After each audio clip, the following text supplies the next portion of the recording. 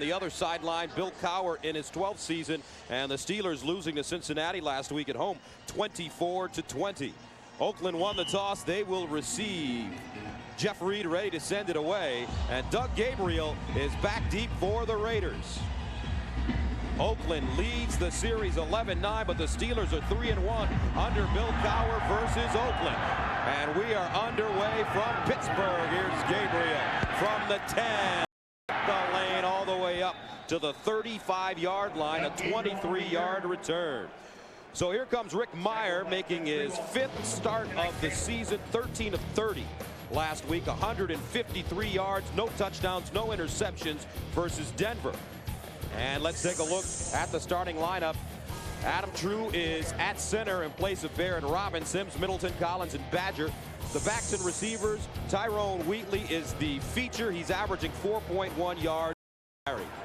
First down and 10 at the 34. Mirer throwing on first down, and it's incomplete.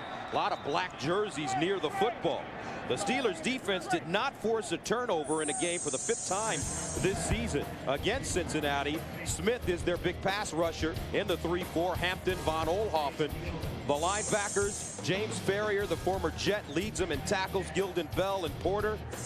And in the secondary, Dwayne Washington lost his starting job. He's back in the starting lineup. He's one of those great guys on this Pittsburgh team. 2nd and 10 at the 34. Mirer underneath, and it's caught. Looks like O.J. Santiago with the grab, and it's a gain of 4. So what should we pay attention to early on in this game, Brent? Well, one of the interesting things that we heard yesterday in talking to Bill Callahan and the Raiders, they have a tremendous amount of respect for the front 7 of the Pittsburgh Steelers.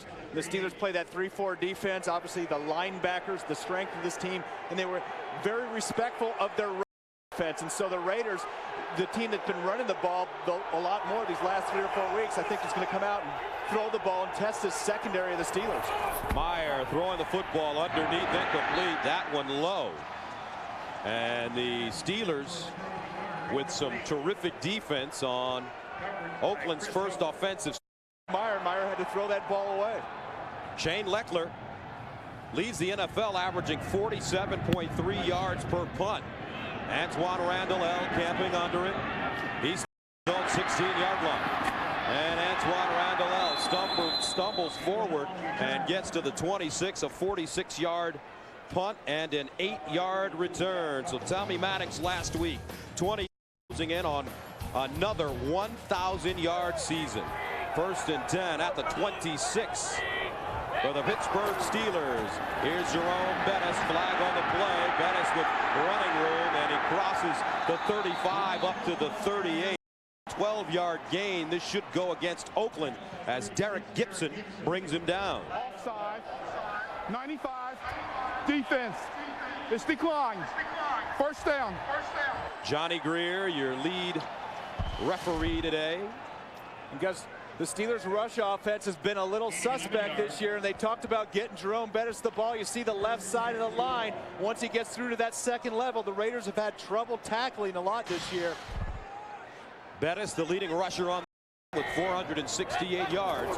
1st and 10 at the 38. Here's Maddox setting up a screen, and it doesn't fool anybody. Amos Zaraway covered on the play by Napoleon Harris. Portis to run for 170 yards and 2 touchdowns last week against Denver. Cooper in the middle with Coleman, Bromell, and Brayton. The linebackers, Harris is a good one, Johnson and Barton.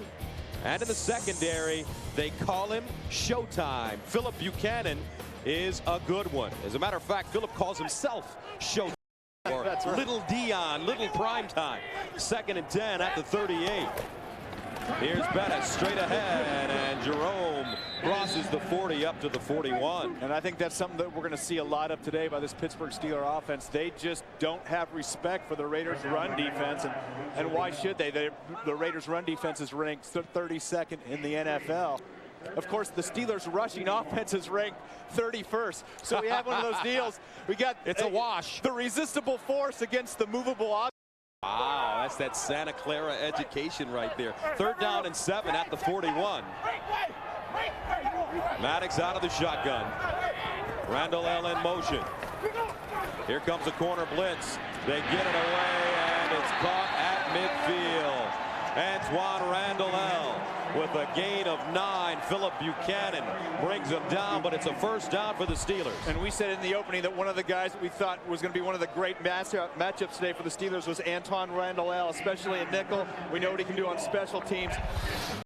Great mismatch. He's really come on in his second year. He's running more precise routes. Had a case of the drops a little bit. Dropped a few balls that he should have caught here along the way, and dropped a big touchdown last week, but still an explosive young ball player. First and 10 at midfield. Here's Bettis, and Bettis goes nowhere. Dropped at the line of scrimmage. Eric Barton with the tackle. And it's been a tumultuous year for both teams, but especially for this Oakland Raiders squad as we take a look at some of the things that have happened. Bill Callahan a little disappointed. As a matter of fact, he was ticked off last week after his team lost to Denver. And we'll go into that story in a moment. 2nd and 10 at the 50.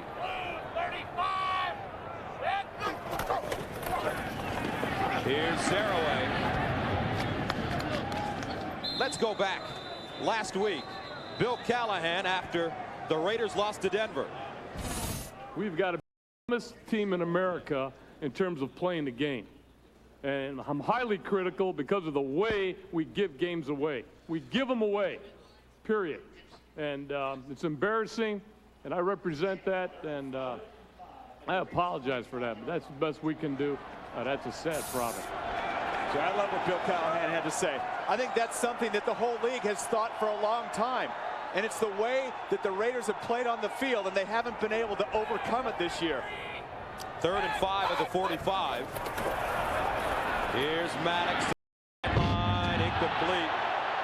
No flag on the play. Bill Callahan said that, but his players didn't respond too well to the comments by their head coach.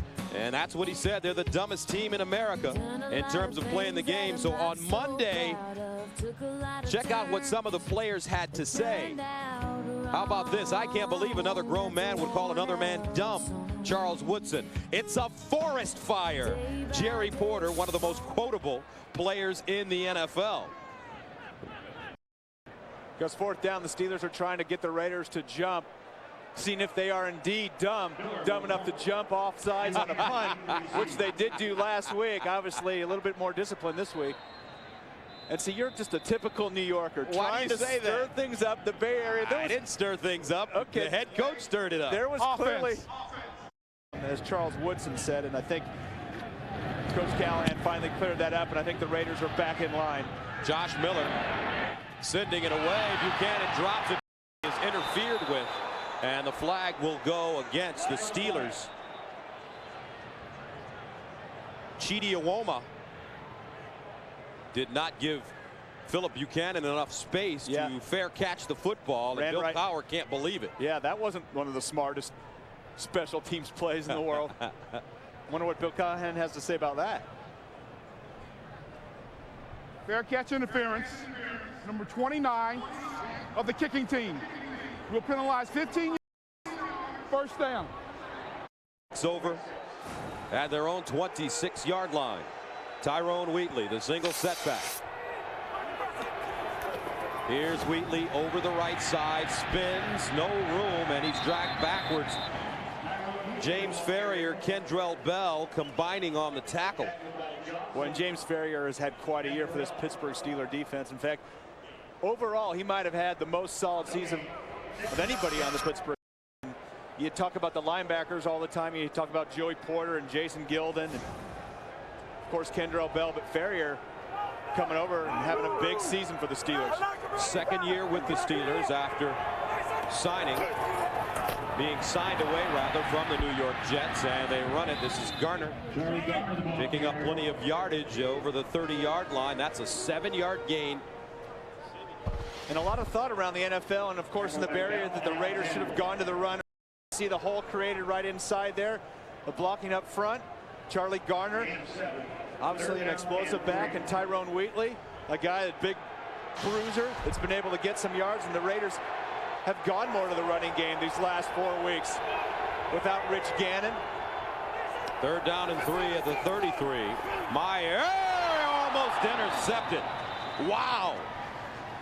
Brent Alexander had two hands on the football for the Steelers. And you saw that one coming, huh? I can just tell by the way you said Meyer. It's like, don't throw it.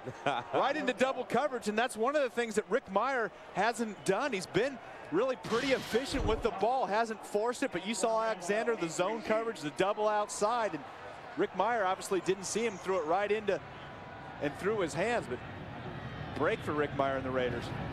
Leckler inside his own 20. This one a short punt. And it goes out of bounds at the 37. So the Steelers will have deep field position after the 30-yard punt.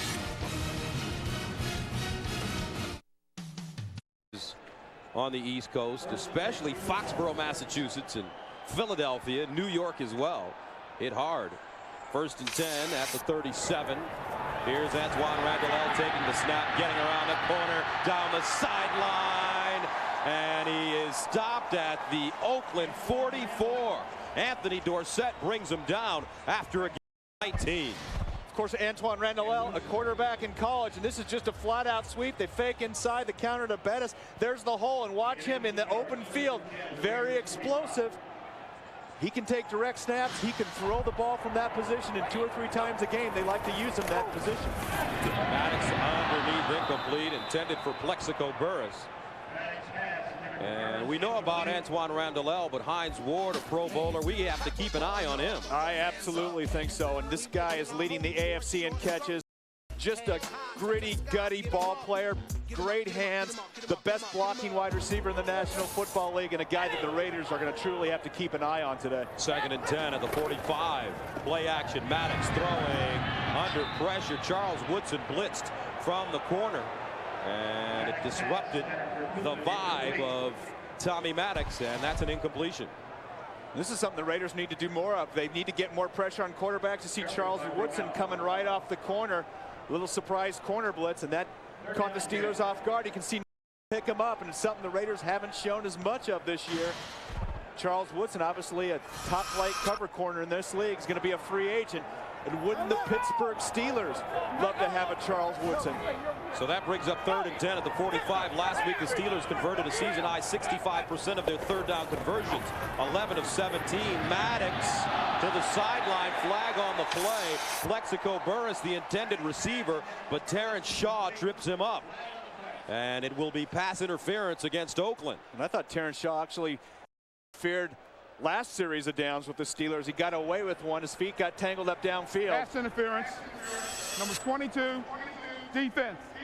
1st down. And we're all aware of the 5-yard chuck zone. This is chuck zone. This is clearly downfield. You see the contact right there. Downfield by Terrence Shaw going against Plexico Burris, 6'5" and very aggressive. And you just have to know better than that. That'd probably be classified, Gus, as a dumb penalty. Steelers on the move, 1st and 10 at the 30. You are such a wise. Hey, you got to like you see him. And Bettis is tackled. It's Tyler Brayton jumping on his back, the rookie out of Colorado, 1st-round pick. Boy, and I really like what I've been seeing from Tyler Brayton. Watch number 91 right here on the outside, and watch the pressure. Penetration wins. And you see him just get inside, get past the guard. The guard tried to grab him, and if you're explosive and quick like that, you're going to create more havoc in offensive backfields. Tyler Brayton's a kid that has really developed with more and more playing time. Had his game of the season last week against the Broncos, and we're seeing more and more out of this kid. Looks like a keeper. It's a 1st-round pick of the Raiders. 2nd and 13 to the sideline. Ball is caught and out of bounds at the 30. Tackled by Barton, but Hines Ward holds on and keeps the chains moving for this Pittsburgh team. And as much as we talked about the running game, it looks like the Steelers keep trying to go back to the air. And you see the end of the grab right there, and Barton right on Hines in the flat, and Raiders thus far haven't been fooled by any of the routes of the Steelers. Had that penalty against Shaw, but nothing really explosive down the field at this point. Brings up 3rd down and 9. At the 29, they have to go to the 20 for 1st down. Here's Maddox with time in the end zone. Incomplete. Intended for Hines Ward, but Phillip Buchanan, rather Antoine Randall, but Phillip Buchanan was right there. And pretty nice ball by Tommy Maddox, and I think Antoine Randall actually could have caught that. I don't know if that was tipped by any Raider. Lays it up nicely on the post route, and Randall, it went through his hands before Phillip Buchanan got his hand on it. You got to turn your hands around. You can't have them in a cupped area. You got to turn around and get your hands up and grab that ball at its high point. Jeff Reed in to attempt a 47-yarder. Tommy Maddox is the holder. It's down, up, and it is no good. Pittsburgh comes up empty. 7 minutes to go in the first quarter. No score. Score 7 minutes to go in the first quarter. Gus Johnson, Brent Jones with you from Heinz Field in Pittsburgh. First down and 10 for the Oakland Raiders at their own 37. Tyrone Wheatley running straight ahead. And Wheatley crosses the 45 to the 47. Gains 9 yards on the play. Kendrell Bell with a tackle. December 7th is a date that will live in infamy. Windy day in Pittsburgh. Second down and 1 at the 46. Charlie Garner, the single setback, they give it to him. Garner with running room, picks up the first down and gets inside Pittsburgh territory. It's a gain of 6. You know, I really think Charlie Garner and Tyrone Wheatley can be a lethal combination in this league. And the Raiders weren't necessarily committed to the run the first half of the season, and Rich Gannon got hurt and had that torn labrum, and then Marcus Tuiasosopo hurt his knee, and then Rick Myers in at quarterback, and they decided to go more to the run, and both Wheatley and Garner are capable of providing some big yards inside and outside. They run it again. It's Garner, and Charlie Garner all the way down to the Pittsburgh 33-yard line. This time he picks up 12. And you're not playing against a crummy rush defense right here. You're playing against one of the better defenses in the National Football League. And watch that Zach Crockett block right there, right head on inside against linebacker Ferrier. And that's what you have to do. And Zach Crockett, known for his carries around the goal line, getting in the end zone, but throwing some big blocks here early in the game, allowing Wheatley and Garner to get some yards inside. First down and 10. Here's Wheatley hopping forward, and he gets to the 30. And you mentioned the Steeler rush defense. They're ranked 9th in the NFL, giving up 100 yards per game, and their defense overall ranked 12th in the National Football League. And right now, Oakland really taking it to them. You know, it's tough. You talk about that 3-4 defense and the blitzes and the rush that you get out of that, but they also run blitz as well, and they're crossing linebackers and doing cross dogs and stunts, and it's tough in your run game to pick up guys. 2nd and 5, Wheatley again, and Wheatley picks up 2.5 on the play, stopped by Mike Logan.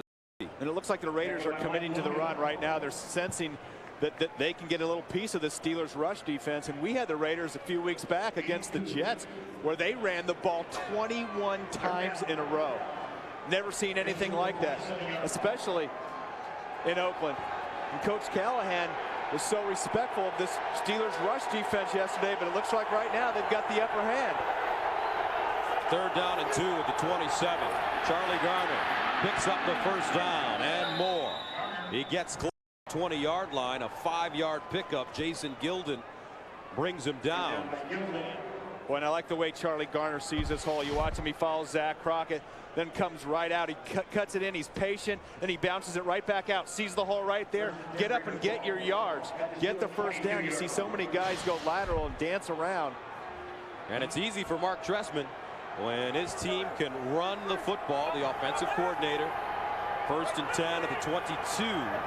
O.J. Santiago, motion, Wheatley straight ahead. Tyrone Wheatley cuts it in. Touchdown, Oakland. 22 yards. Boy, and that's just something, and you got to credit Mark Trestman right there. He sensed it. That's something you just don't see against this Pittsburgh Steelers run defense. Watch the block. There's the initial block. There's the hole. Tyrone Wheatley. Let's watch Tim Brown downfield. Gets a piece of his man, Deshae Townsend. Knocks him off enough. There's no way Townsend can come off and get any leverage against a big back like Wheatley into the end zone. O.J. Santiago delivering A terrific block to Spring Wheatley, who picks up his 4th rushing touchdown of the season. 7-play drive covering 63 yards. They run it 7 straight times, and Oakland takes a 7-0 lead. 3:23 to go in the first quarter, and the Raiders have taken the lead over the Pittsburgh Steelers. Tyrone Wheatley, hard running early on, a 22-yard touchdown run. And Sebastian Janikowski is ready to send it away. Here's Ike Taylor. And Taylor gets up to the 31. A 23-yard return.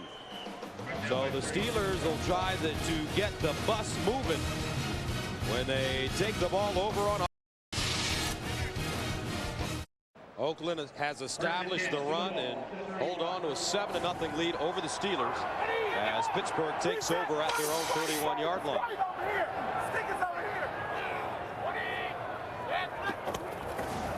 Play action over the middle. Kreider with the over-the-shoulder grab, and Kreider gets to the 41-yard line of the Raiders. Anthony Dorsett with the saving tackle, but it's a gain of 31. You hear about going against the 2 deep all the time. Well, the Steelers haven't had a tight end that's gotten down the seam, but here's their fullback. They send Big Dan Kreider down the seam, showing a little deftness right there, hopping over a tackle. That's how you attack a 2 deep zone. Jay Reimers has been banged up for the Steelers team most of the year. They haven't been able to utilize the tight end position getting down the seam, so they send their fullback down. 1st and 10 at the 43. Bettis shredding through the Raider defense. He gets to the 35, a gain of 8. Big a look at the AFC North. Cincinnati and Baltimore knotted up at 7-5 apiece. 2nd down and 2 at the 35-yard line for the Steelers. Bettis breaks it back with the running room, and Bettis crawls forward to the 30. Tim Johnson gets him, but it's a gain of 4. And what happened, Brent, to this great Pittsburgh Steelers running attack? Well, I think they've got some big skill position players outside. Hines Ward, Plexico Burris. They thought Jerome Bettis was down a little bit. Amos Zaraway was named the starter before the season by Bill Cowher. Never really panned out for Amos. Been inserting Jerome Bettis the last couple weeks and getting a little bit more, but we'll talk more about what was wrong with the Steeler offense. You know, one of the things that they faced, and I talked to Hines Ward on the field before the game, they faced a lot of that 2 deep coverage. And that's basically doubling both your outside wide receivers. And so you've got to be able to, and of course, you've got to be able to run the ball. Look at this under Bill Cowher. The Steelers have always been, if not in the top 10, right there. 31st is an embarrassment, but they've got some big skill players, but you still have to have that balance in your offense. 2nd down and 10 at the 31. Here's Maddox under pressure, steps up in the pocket, wants to run, and Maddox gets to the 26. Lorenzo Bromell chasing him down. Tommy Maddox gains 4. And Bromell came in and had some pressures against Denver last week, actually had a sack and a get right back in. You see the penetration. Tommy Maddox, not known for his scramble ability, does a nice job of eluding that sack and gets up and gets some positive yards. But going back to that Steelers run game, Gus, when you face that 2 deep, you're bringing that safety back, and he's stopping your passing game. You know, you hear about the 8th man in the box all the time. That creates some passing lanes. The Steelers haven't faced the 8th man in the box because they haven't been able to run the ball. Here's a shovel pass to Zaraway. Doesn't fool anybody. Amos Zaraway wrapped up at the 26 by Napoleon Harris. And the Steelers come up short on 3rd down. And that's the end of the first quarter with the score 7-0. Oakland will return to Heinz Field right after this message.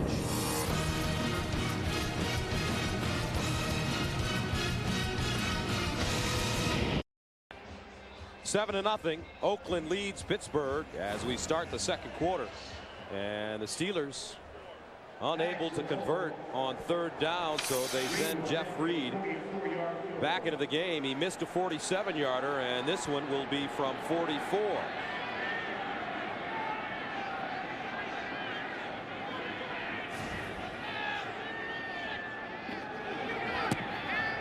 It's up.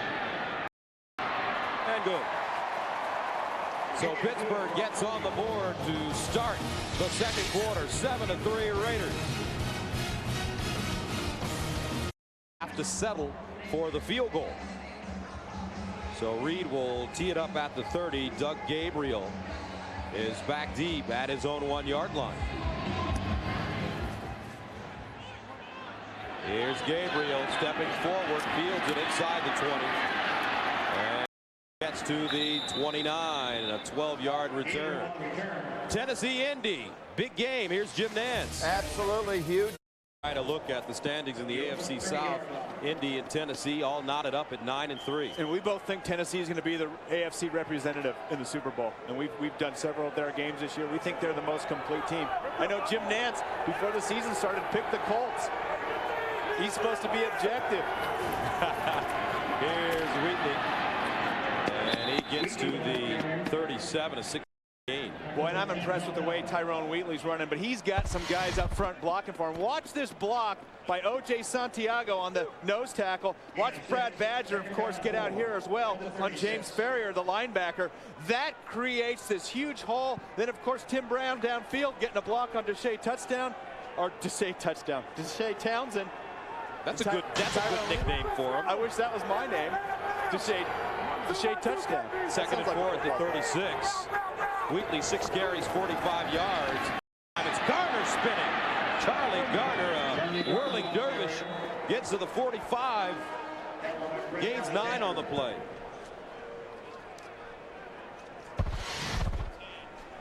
So we've seen Tyrone Wheatley, and here comes Charlie Garner. Watch him notice the pressure inside, spins, linebacker over, pursues, creates a great hole for himself, and Charlie Garner, jitterbug out there. And I've always really liked Charlie Garner as a back in this league, and I think not only running the ball, but catching out of the ball out of the backfield, he can be a serious weapon.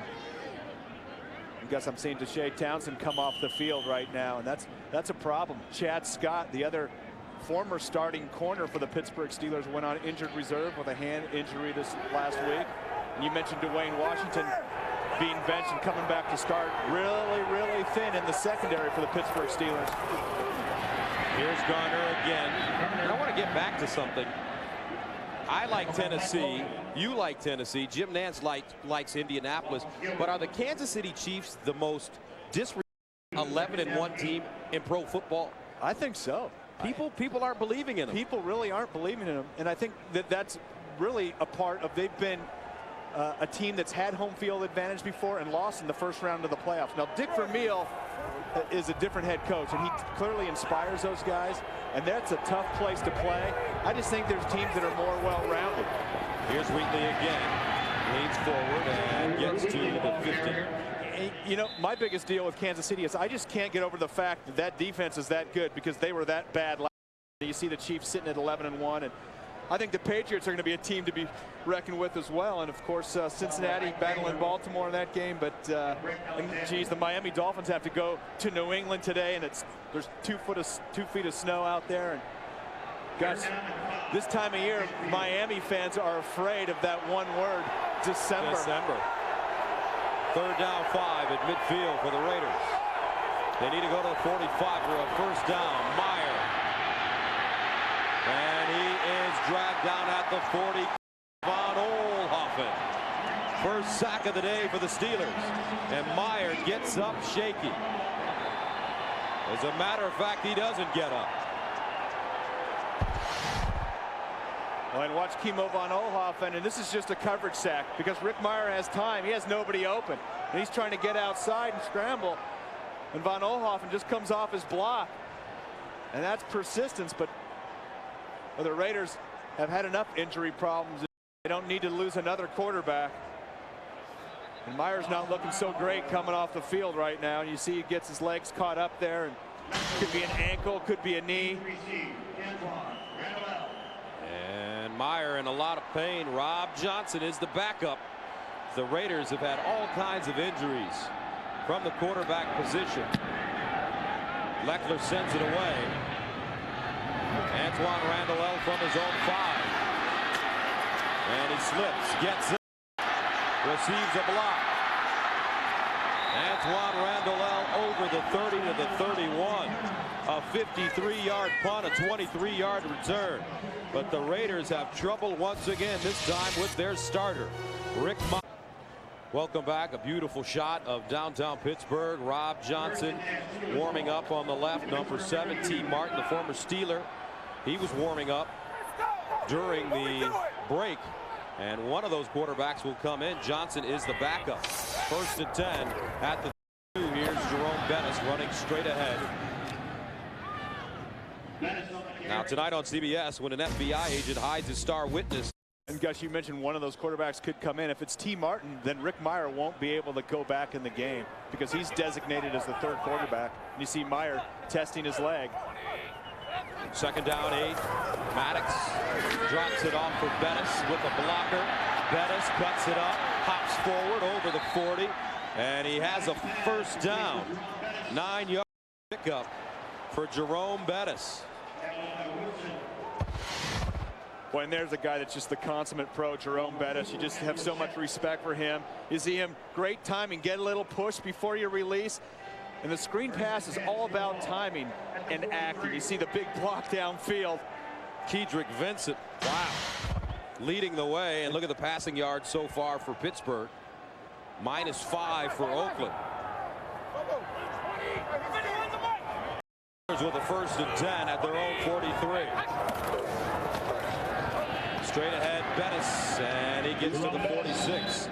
Cincinnati, Baltimore. Here's Jim Nantz in New York.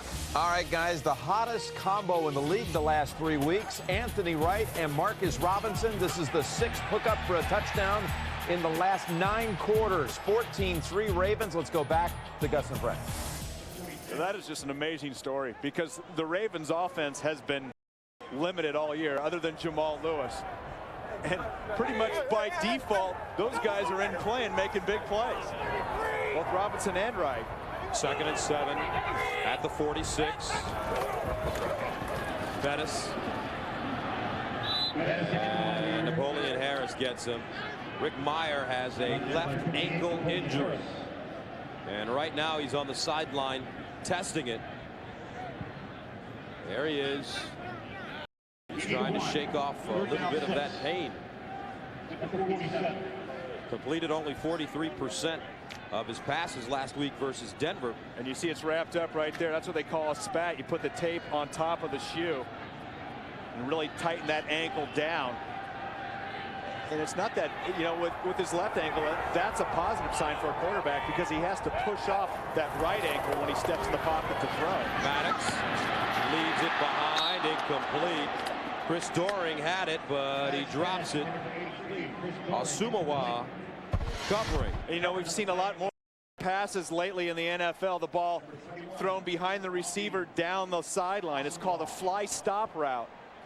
And Doering's going to have the fly route initially. Then you have Tommy Maddox throw it on his backside shoulder, and you turn around and you make the grab. And Doering just dropped that. Usually pretty sure-handed receiver.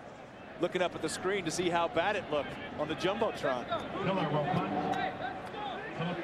So Josh Miller back at his own 32. Philip Buchanan is waiting for the punt inside his own 15. High wobbly kick. Buchanan backpedals, and it's fair caught inside the 10, a 43-yard punt. So let's see if Rick Mirer comes back. Looks like he will. Raiders take over, 1st down and 10 at their own 10. Mirer back in the game. Tyrone Wheatley running the football, pushing the pile forward, and he gains close to 5 yards. So the Raiders already have, Brent, 95 yards rushing in the 1st half. Yeah, and I think at this point, why even have Rick Mirer throw the ball? I'd keep handing the ball off to Wheatley, Garner, and just keep pounding it up inside with this big Raiders offensive line. Wheatley and Garner. Tyrone already over 54 yards rushing. 2nd and 4 at the 16. Here's Mirer to throw down the field. Incomplete. Alvis Whitted had a step, and Rick Mirer just couldn't put it on him. It doesn't look like Rick Mire's ankle's bothering him, and we talked about it being the left ankle. You push off your right ankle when you're going to go ahead and throw that ball, and I'm sure it doesn't feel well, but he didn't have a problem dropping back. You can't really tell. No limp. Puts the ball out really nicely, just beyond the reach of Albus Whitted. Brings up 3rd down 4 at the 16. Raiders are 1 of 4 on 3rd down conversion. Here's Tim Brown in motion. He's been quiet thus far. Mire underneath, bobbled and dropped by Teo Johnson, and he had a 1st down. Johnson, the rookie out of Stanford, they're really impressed with his athletic ability, but he just doesn't concentrate on this one. Yeah, and you've got to catch these on 3rd down. Big play coming across the middle. Rick Mire putting it right between the numbers. There's just no excuse for dropping that one, and I think Teo Johnson's going to be a great one in this league. He's got to use his hands, though. Don't let the ball get body. If it hits your pads, it's going to ricochet right off. Leckler from the 2. Low spiraling kick. Flag on the play. Antoine Randall-El, watch out. There he goes, Antoine, down at the 20. But a flag is at the 42. A 43-yard punt and a 39-yard return. And it's a penalty. And I think it's going to be against the Steelers. And we talked at the top of the show, one of the guys to keep your eye on was Antoine Randall-El, and he's going to be one of the keys to the game. The Raiders coverage teams. We have 2 fouls on the receiving team. Holding, number 49, will be declined. Illegal blocking the back, number 50, will be accepted and penalized from the spot of the catch. The Raiders leading the Steelers on the road. Rod Woodson, one of the great players in the history of the National Football League, on the injured reserve list now. Of course, made his name for himself right here in Pittsburgh. And he's a guy that's going to go into the Hall of Fame. And, you know, Rod's going to have knee surgery. He's 38 years old. You don't know if he's going to come back. Maybe he will, maybe he won't. But I'd like to tip my hat to Rod because he's one heck of a ball player. Got to the Super Bowl last year with the Raiders, won a Super Bowl with the Ravens. Here's Maddox looking down the field, and he finds Hines Ward on the out route in front of Phillip Buchanan. A 19-yard gain. And Rod Woodson's going to definitely be going into the Hall of Fame once he waits his 5 years. Look at that, 11 Pro Bowl appearances, and the member of the 75th anniversary team. That might be the greatest honor right there. And of course, all those interceptions and the ones returned for touchdowns as well. This guy is a consummate pro. 1st and 10 at the 48.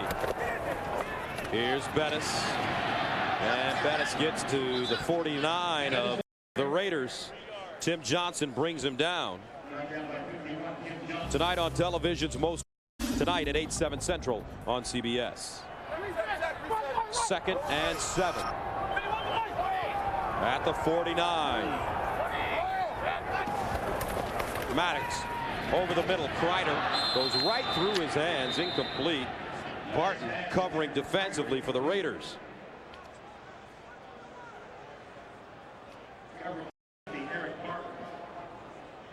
You know, the Raiders keep playing that too deep. We saw Dan Kreider try to hit him, or did hit him down the middle. And you'd think the Steelers are going to, at some point, go back to that against a too deep zone that the Raiders are playing. The one thing the Raiders do, they mix it up. They roll one side, they play man, they lock onto one receiver, they put Charles Woodson on the opposing best receiver. They set up the backside screen. Here's Zeraway. And Zeraway breaks a tackle down the sideline. Bodies flying everywhere. Terrific effort by the Pittsburgh Steelers, a gain of 14. And we talked about screens being timing and acting.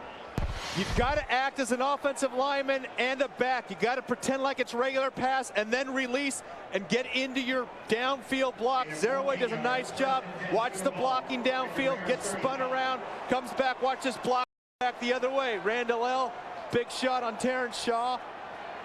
Big positive yardage for the Steelers running back. Pittsburgh on the move. 1st and 10 at the Raiders 35. Maddox pumping down the seam. Caught who's dropped at the 11. Anthony Dorsett got him, but Antoine Randall picks up 24, and the little guy is playing with a lot of fire. Well, it's very rare that at the top of the show we'd say a key to the game is one. We talked about Randall L. We thought he'd make an impact on special teams and in passing situations. He has been all over the field for the Steelers thus far, coming up with big play after big play. First down and 10 at the 11. Jerome Bettis, the deep back. Kreider, the up back. Here's the bus. Here's the bus. And there goes the bus. Touchdown, Pittsburgh.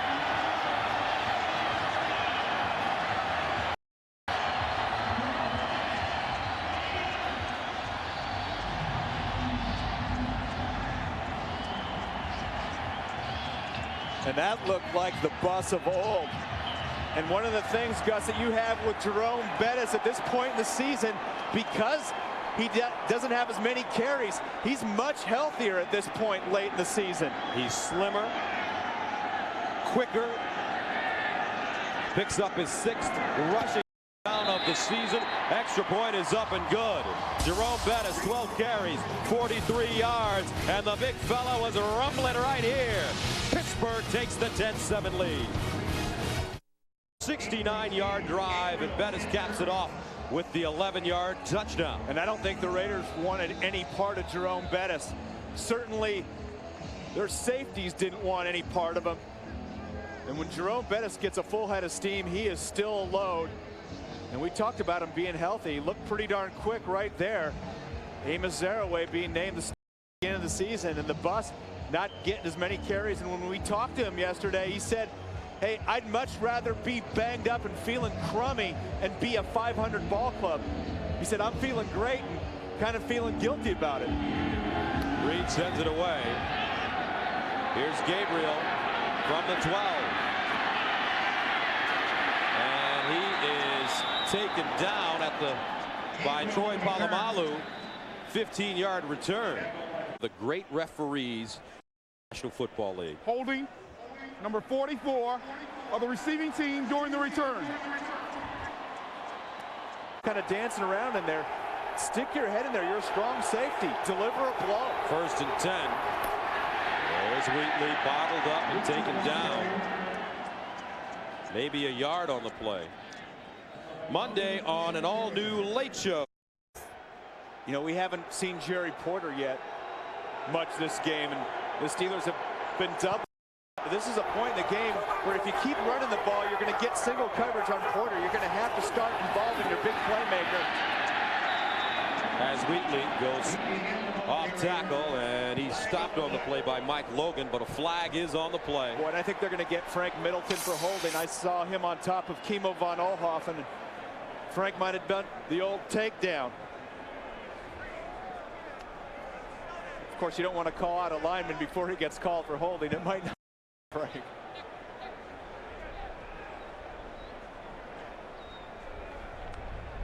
Holding number 73, offense.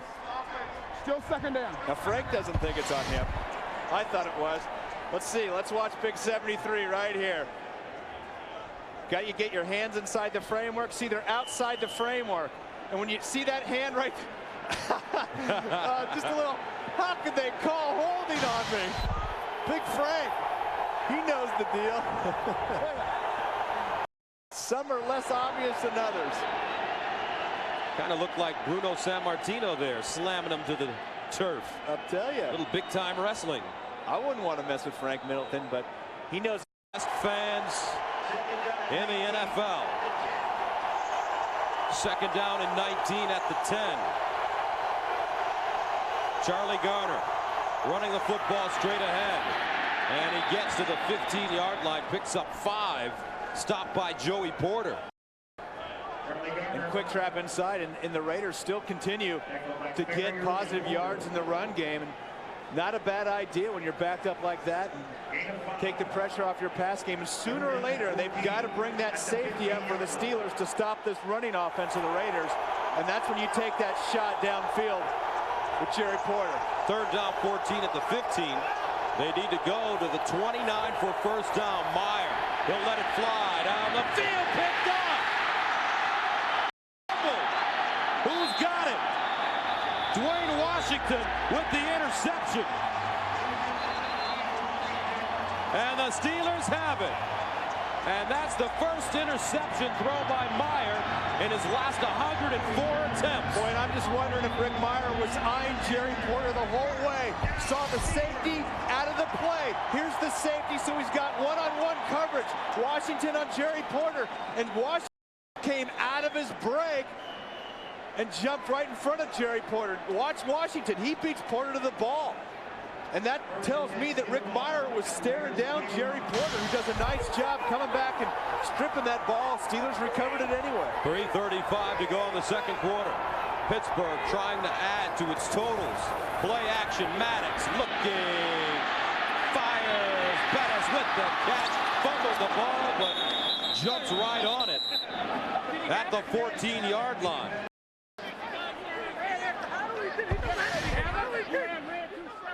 And let's go back and see if Rick Meyer was staring down Jerry Porter looking left. Right there, he's looking right, comes back. You see him looking left. Yeah, it was locked in, Gus, for a couple seconds, looking that left side of the field. Came off right, went left, and I think Dwayne Washington, a veteran corner in this league, saw him, stared him down. And hey, those things clearly happen, but if you get a corner that can come out of his break like Washington did, it's a tough throw to make. 2nd and 4 at the 15. Inside handoff. This time it's Haynes. Verron Haynes in his second year out of Georgia. And that brings up 3rd down and 3 after the 1-yard pickup. Guys around, not a very consistent season for the offensive line, but in these types of situations, Hines Ward's the guy that they really like to go to. Here's Maddox out of the shotgun, looking for Burris in the end zone. Got it! Touchdown, Pittsburgh!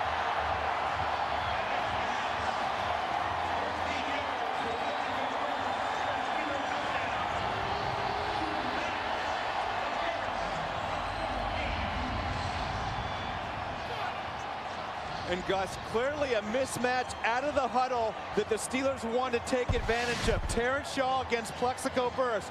Charles Woodson has been on Plexico almost the whole time today. The Steelers felt like if they got anybody else other than Charles Woodson, they were going to take that shot. Extra point is up and good.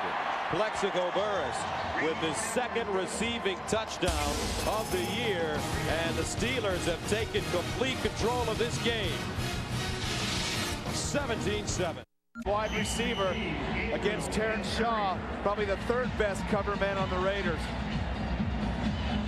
Plexico's touchdown totals are down, so he has to be a happy camper to get into the end zone. Gabriel from the 15. And he's tackled forward at the 35. 18-yard return. Chris Hope brings him down. That takes us to the 2-minute warning. 2 minutes to go in the first half. Steelers up 17-7. Coming up on the next take a look at the total yards. 196 for the Steelers. And the Raiders have been able to run it, but they cannot throw it to save their lives. Meyer 1 of 4 yards. First down and 10. Over the middle, and it's caught. Porter at the 40 keeps fighting. And Porter is down at the 40. Let's go back to the touchdown, Brent. You know, and one of the things that we said is Tommy Maddox right out of the huddle knew he was going. Watch how quick he unloads this ball. Bang, right to the corner. Plexico Burris getting off the bump coverage by Terrence Shaw. And Shaw's not doing such a bad job. He's got to get his head around, finish the play. He started his head around. He kept it to the back of the quarterback the whole time. You can't just hope the ball hits the back of your head or the back of your hand. Get your head around and get up and make a play. Shaw's a big corner. And Jerry Rice with his first catch of the game. Your former teammate with the San Francisco 49ers. Rice, his 269th consecutive game with a reception. And you were there for a number of them. Got that play up, everybody around him. And of course, Tim Brown's a guy that I've admired forever too in the Bay Area, and the way that he plays, the way that he conducts himself, just a true gentleman. And these guys are waltzing into the Hall of Fame as well. And look at those stats. That's unbelievable. Just think, you have what, 400 and something receptions. Yeah, 420. And just think, if Jerry Rice didn't play with you, you'd probably have like a total of maybe 125 career receptions. Don't even try it. Probably like 700. Yeah, right. First and 10 at the 49. Here's Meyer pumping, and Von Oelhoffen. Look at this guy. The big fella gets around the corner again. Second sack of the day. Boy, Kimo Von Oelhoffen has been a stalwart on this line. Let's watch number 67. Let's watch his effort level. And just a four-man rush. You see Porter coming from the outside and Von Oelhoffen coming up underneath. Meyer again to the sideline. Porter, the intended receiver, and Rick Meyer, he's just not getting it done in the passing game today. You know, there's been a couple times, though, where Myers had time to throw the ball. Guys running free. Third down at the 46. They need to go to the Pittsburgh 39 for a first down. Meyer dumps it off, and it's incomplete. Crockett, the intended receiver, and Oakland will have to punt it away. And once again, into that nickel two-deep coverage. Got to be able to utilize the middle of the field. So the tight end for the Raiders, whether it's Santiago or Teo Johnson, they have to start getting open down the middle of the field and capitalize on that two-deep coverage. Leckler from the 31 off the side of his foot. Randall L at his own 9 with the block. Randall L's got to be one guy down the sideline, and Antoine Randall L out of bounds. And some great hustling on special teams by Ronald Curry, who chased Antoine Randall L out of bounds after the 47-yard return. Boy, and we love what this kid can do, but he's getting some great blocks downfield. Adam True, I don't think it's going to happen right there. And Shane Leckler doing the smart thing from the punter's position. Use the sideline as an extra man and use that angle and just force him out of bounds. But Antoine Randall L has been putting on a clinic all day. Pittsburgh at the Oakland 44 with 3 timeouts remaining. Maddox out of the shotgun. Hines Ward with the catch, cradling it inside the 35. First down and 15 for the Steelers. Draw play, Amos Saraway. And he picks up a couple. Fans not happy with the call. And I don't blame the fans at that point. 25 seconds left. And the Steelers call a timeout, their first. Where we at? Okay.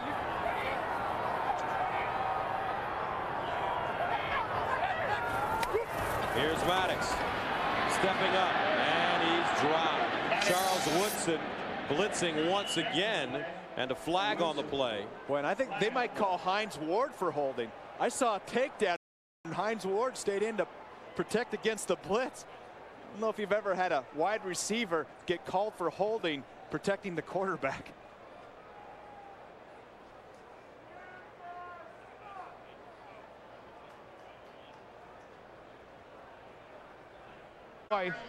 Holding number 21 will be declined. Holding number 86 is accepted. Still second down. So Hines Ward. Receivers in the league. We didn't say he was one of the best pass blocking wide receivers in the league. Second and 23 at the 43. Out of the backfield, here's Haynes. And Haynes wisely gets out of bounds at the Raiders 45, a 12-yard pickup. The wind at their back going into this end of the end zone. They still have 2 timeouts remaining. 3rd and 11 at the 45. Maddox. And it is almost picked off. Shaw got a on it, intended for Plexico Burris, but the ball is thrown high.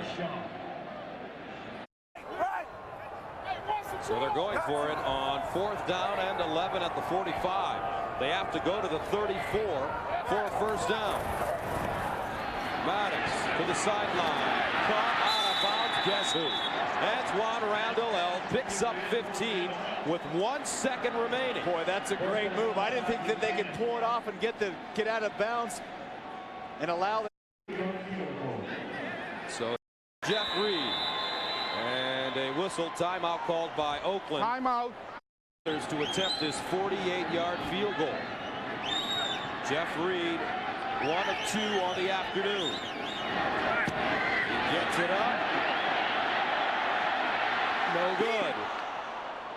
And that is the end of the first half.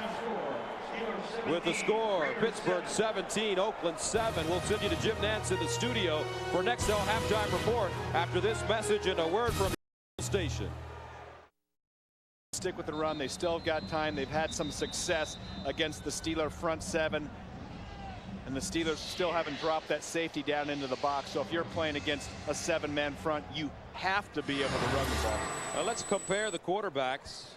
Meyer, 3 of 11, 20 yards. Maddox on the other side, 12 of 20, 151 and a touchdown. That one going to Plexico Burress. Yeah, well, those numbers speak for themselves. And of course, Tommy Maddox, aware, very efficient today. And we talked about him seeing the coverage on Plexico Burress down in the red zone and went right to him on the fade route. Of course, the mismatch against Terrence Shaw, and that's what Bill Cowher expects from his quarterback.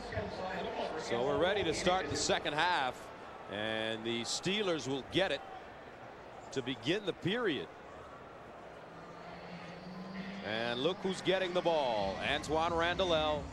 He's in the zone so far. And this young man's energy. He always plays with such emotion. Yeah, he is definitely a spark plug for this team. And what a great advantage to have a third wide receiver that can do the things that he can do.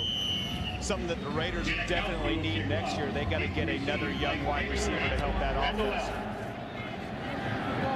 Janikowski finds Randall 1 yard deep in his own end zone. And Antoine Randall over the 30 to the 32-yard. 33-yard return. Let's take a look at some of the offensive leaders in the first half for the Steelers. We told you about Tommy Maddox. Very efficient first half. Jerome Bettis ran hard.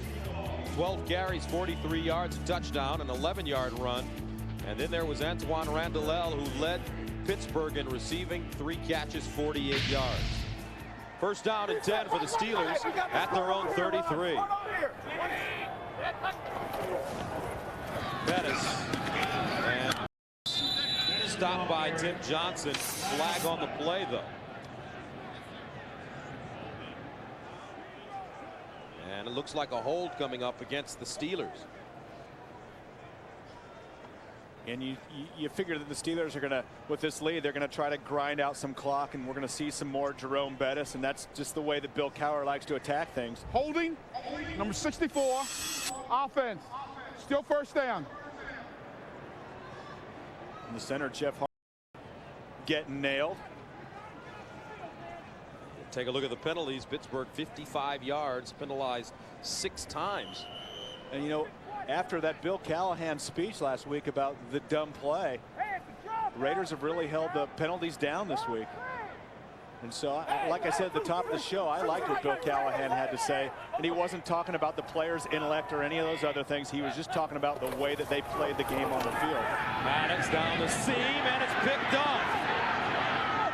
The Raiders, it's Gibson. And Gibson has the ball at the Pittsburgh 39. First turnover of the day for the Steelers.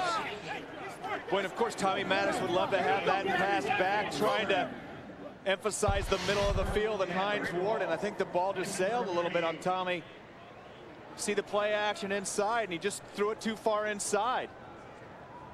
And there's what the quarterback's looking at from behind, and you see Gibson, who was initially off deep, just charged that ball. He saw Tommy Maddox's eyes, and the safety stepped up and made a big play. Very aggressive, coming forward for the ball. 14th interception of the season for Tommy Maddox. And the Raiders take over. Here's Wheatley. Now, we talk about momentum all the time, and you're playing on the road and the home team's nailing you, and it seems like guys are running free, and all of a sudden you get a big turnover to start the second half. You've got to go with your strength, and right now the Raiders' strength is running the ball. And mixed between Tyrone Wheatley and Charlie Garner, they've attacked this front seven for the Steelers. The Steelers have maintained their 2 deep coverage. They're not bringing their safety down into the box. You got to stick on the ground. Meyer firing off his back foot, incomplete. Intended for Jerry Rice. That ball overthrown. Dwayne Washington covering. Rick Mirer, horrendous first half passing, 3 of 11, 20 yards. Tyrone Wheatley, though, effective running, 54 yards rushing. And Jerry Rice, the leading receiver, 1 catch for 11 yards. And Tim Brown hasn't caught a ball yet. And we saw Tyrone Wheatley have all those yards early on, really, and Gardner's right behind him. Raiders had over 100 yards rushing, midway through the second quarter. Now we're going empty backfield once again, putting all the burden on Rick Mirer. On 3rd down and 9, underneath, and he throws that one behind Tim Brown. And Rick Mirer keeps throwing off his back foot. You wonder if that left ankle is bothering him, but here, right, even pressure, and you see him fading away and just kind of slinging it. Well, when he does that, you see him deliver the ball behind Tim Brown. You've got to step into that throw and deliver it in front of him, giving him some room to run. Tim Brown has beat his man, and so if you're throwing off your back foot, just slinging it out there, you're not going to be as accurate. When do you start thinking about maybe giving Rob Johnson or even T. Martin a chance to lead this team on offense? I think that time's getting pretty close if Rick Mirer keeps throwing. He hasn't thrown today. End over end kick, bounces in the end zone, and the Steelers will have it at their own 20, a 37-yard punt, but a net of only 17. Oakland unable to capitalize on the Pittsburgh turnover, so the Steelers have it once again at their own 20. 1st down and 10, leading 17-7. Hines Ward in motion. Play action. Maddox over the middle. Wide open Riemersma at the 40. All the way up to the 45-yard line. A 24-yard reception for Jay Riemersma. Boy, and that's what the Steelers have missed this year. And Jay Riemersma's been banged up, and there's been times where they haven't utilized him as much. But with that double coverage outside, and this isn't even it. But watch Jay Riemersma right here. Little play action, gets the backers to suck up. Here's the seam. You've got a wide open tight end. When those lines go to the play fake. Riemersma makes his 10th catch of the year. Jerome Bettis over the right side, fumbles the football. Raiders say they have it, and they do. Jerome Bettis puts it on the ground, and the Oakland defense forces its 2nd straight turnover. Boy, and that ball's on the ground for a second before anybody even realized it. Watch it down there and all these legs around it.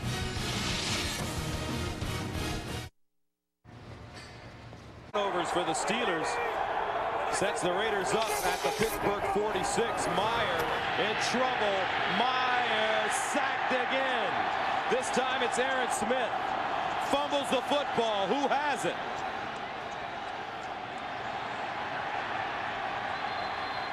And the Pittsburgh Steelers have it again. Back-to-back fumbles. First, it's Pittsburgh. Philip Buchanan stripping Jerome Bettis. Showtime getting his hand in there, but it wasn't too long before the Steelers came right back and answered the bell with their own. You see Smith stripping that ball, and it's on the ground. And that's a tough battle when you have your quarterback trying to get it between his legs. You see Mirer had it for a second, but he's just not in position. Comes a scrum, and there's no way you're strong enough to deal with those 320-pound linemen ripping the ball out of your hands. 1st down and 10. Maddox, a holding penalty coming up, and he dumps it.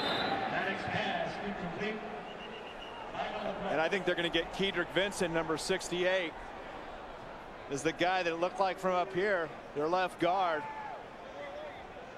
And of course, with that extended play action and Tommy Maddox bending down and trying to hide the ball, it did the Raiders, and you got to hold on if you're an offensive lineman. Holding, 68, offense. Still 1st down. Kedrick Vincent, you're right. 3rd-year man out of Ole Miss. He smiled a few of the times today. He was kind of being an easygoing guy, but I like when he starts screaming and yelling and spitting and throwing his hat. That's the passion you love. Here's Maddox again, sets up the screen. Jerome Bettis squares his shoulders, gets to midfield, and is tackled at the 49 by Brayton after a 4-yard pick. follow the playoff race without. Yeah, he's a scary guy. He can be scary. 2nd and 16 at the 49. They snap it to Randall. He fumbles it, picks it up, and is taken down by Charles Woodson. Yeah, I'd imagine that Luck's going to be back after that play. And we saw Randall have some success early. We said a couple times a game they like to direct snap it to him. Snap might have been just a little bit behind Randall. He might have got a little head start right there. 34. Steelers need to go to the Oakland 33 for first down. Maddox another screen. This time it's Zaraway. Breaks it back, still on his feet. Zaraway. He goes down at the 49 after a 7-yard pickup. Barton with the tackle. And Josh Miller. Low spiraling kick. Buchanan fumbles it and somehow manages to track it down in midair and pounce on it. Been a sloppy third quarter for both teams. 10:21 to play. 17-7 Pittsburgh. Raiders backed up with the football at their own 8-yard line. Empty backfield for Rick Mirer. I think that says blitz me. Quick strike, Tim Brown with the catch, and he gets out of bounds. His first catch of the day. He's close to a first down. Which of the following players should be the AFC starting Pro Bowl quarterback, Brent? Tom Brady.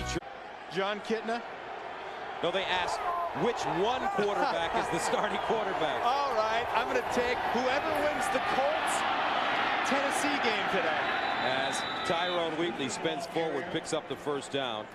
Peyton Manning and Steve McNair. McNair, the NFL and quarterback. Like my picks. First down and 10 at the 18. Santiago splits out of the backfield, lines up at tight end on the top of your screen. Wheatley. And Tyrone Wheatley gets to the 24. You know, 9 minutes left in the third quarter. The Raiders still have plenty of time to keep pounding Tyrone Wheatley in there and mix it up with Charlie Garner. And got to stay committed. I see the 3 wide receivers coming off the bench. What needs to happen with this Oakland football team? You know, things went awry for him early in the year, and we'll get back to it after this play. But I have some distinct feelings about where things went wrong and some of the things that they might have to do. Inside handoff, and this time it's Charlie Garner.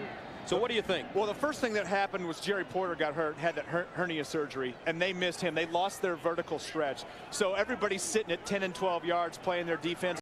Weren't committed to the run game, so they're having to go against 2 deep coverage, and they couldn't run against a 7-man front. Then they lost John Perella, who I think is the best defensive tackle in the National Football League. We saw him those years in San Diego, and all the linebackers, Junior Seau, everybody got credit. John Perella was making that San Diego defense great, and when the Raiders lost him, their run defense became in a shambles. Third down and 2, underneath, incomplete. Porter, the intended receiver. And now it's gotten to the point where Rick cannot complete a pass. Yeah, now we've been on Rick Mirer because he hasn't been accurate, but that I don't think was Rick Mirer's fault. I think that was in front of Jerry Porter, and Jerry, there were some bodies inside, but I think Jerry Porter should have hung on to that ball. Oakland 1 of 9 on third down conversions, and the dangerous Antoine Randall camps out around his own 30. Leckler. Low end over end kick on a line. Randall from the 30. Randall breaks it back. Here he goes again. Antoine Randall still running.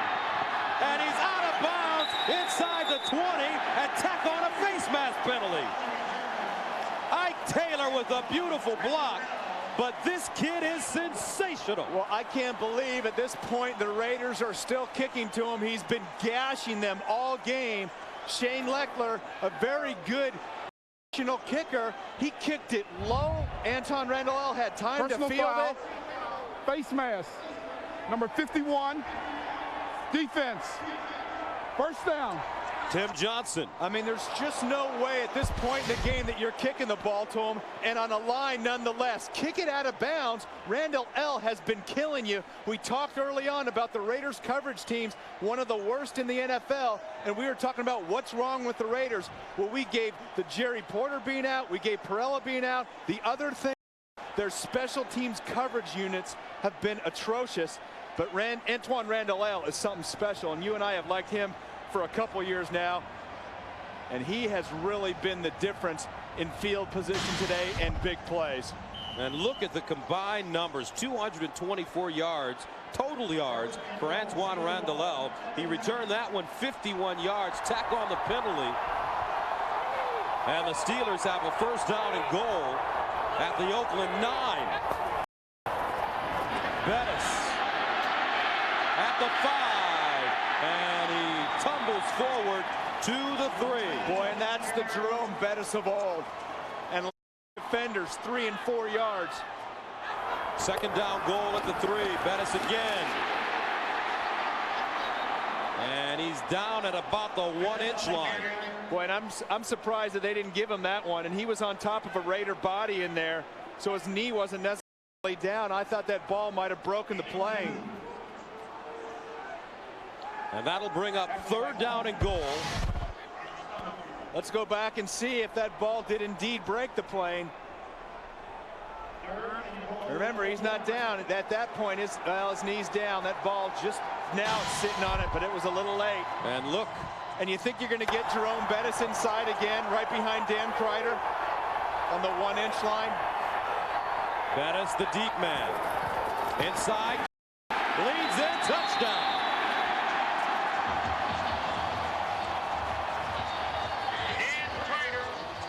And I guess we didn't get Jerome Bettis. Dan Kreider, the Raiders weren't thinking he was getting the ball either. Dan Kreider with his first rushing touchdown of the season. Their run defense is ranked 32nd in the league. Extra point is up and good. 24-7. Pittsburgh.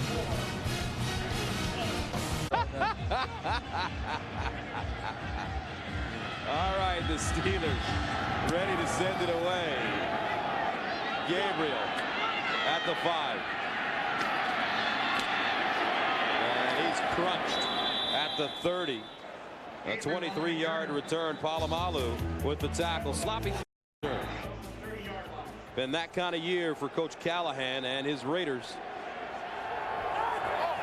First down and 10 at the 30.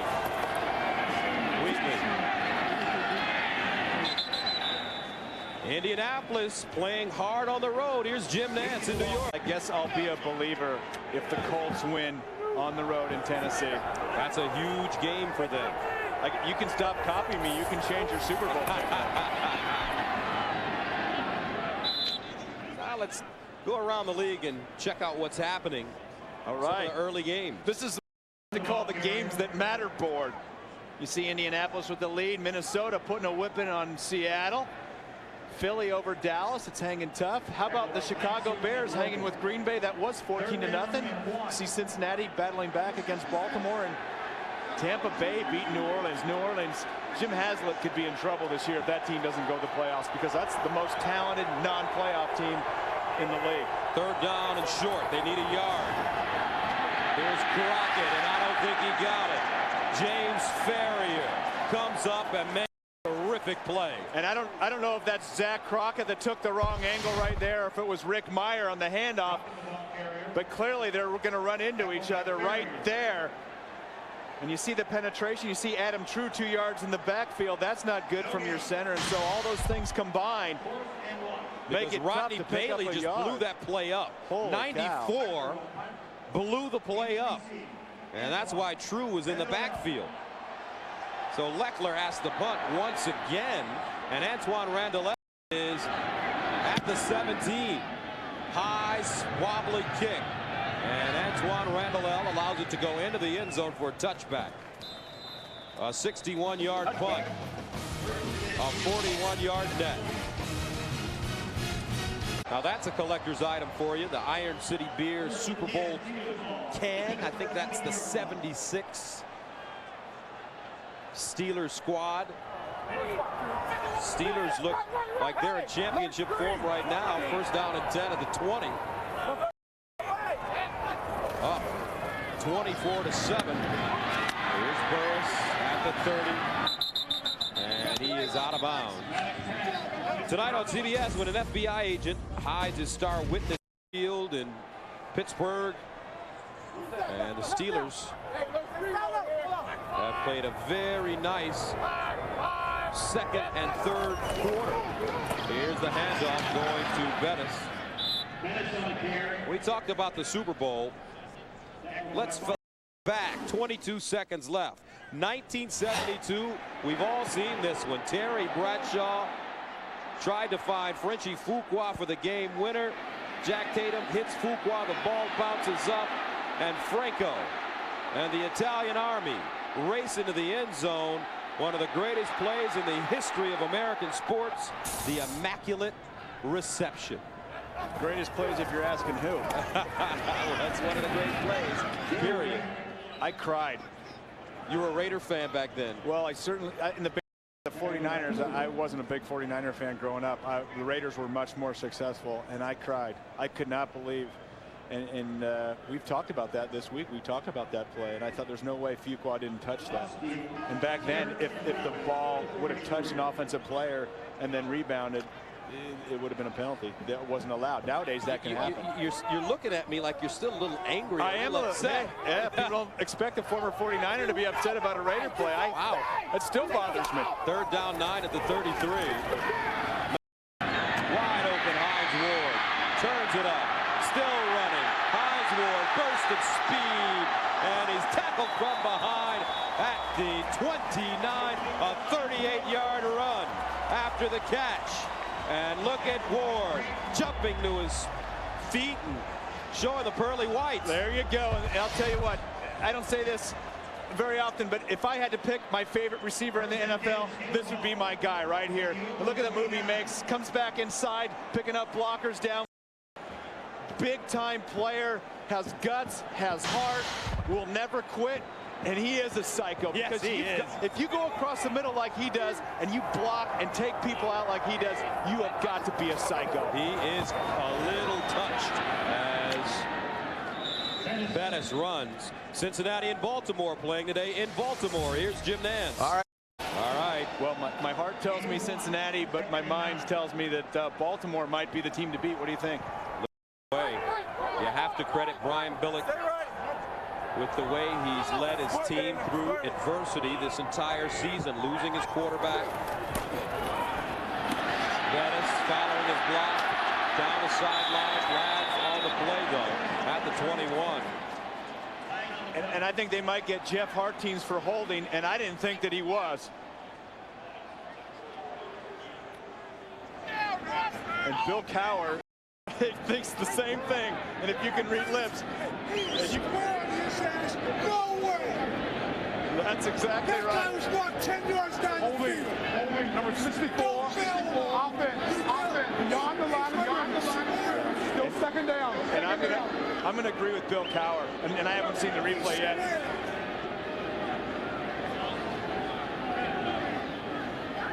That's some great audio. We're gonna get Bill Cowher in trouble. And let's watch 64, Jeff Hartines. He's going to be coming down right here. Here's the shot.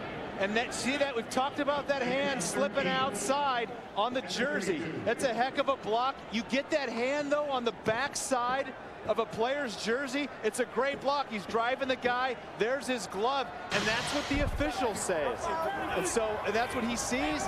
And that's what he says to Bill Cowher. Maddox just putting that one on a rope. Plaxico Burress out of bounds at the 20. 12-yard gain. And we've seen Plaxico Burress more involved in the passing offense today. And there was a time in the middle of the season that he just kind of disappeared. And we know that he had a hip problem, he had a shoulder problem, but he just seemed like he was missing in action in some of these games. And clearly the Steelers need him. We mentioned Hines Ward, and leading the AFC coming into the game today in receptions, but Burris is an important part of this offense. That's the end of the third with the score 24-7. We'll return right after this. We are too smart to lose to the dumbest team in America, courtesy of a Steeler fan. We got too many New Yorkers in this crew. Dictating, directing, producing. 3rd down and 1. I'm going to have to answer that one now in the Bay Area. At the 20. Here's the pitch, Zaraway. And Zaraway wrapped up. I tell you what, Tyler Drayton has had a terrific game. Yeah, you know, that young man has showed me something in these last couple weeks. And when you're a young ball player in this league, it is tough learning on the field. But he has come along each and every game and making an impact for this defense. And Charles Woodson shaken up on the play. Has to be helped off the field. May have tweaked his shoulder a bit.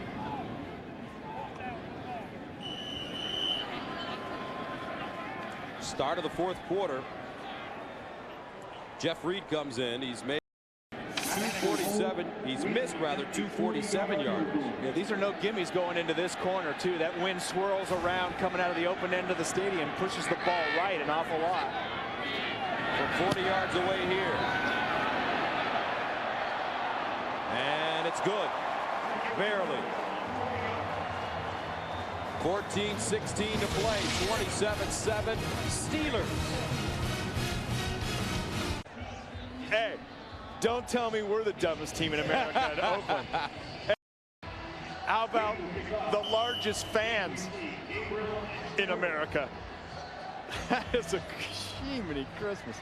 That is nasty.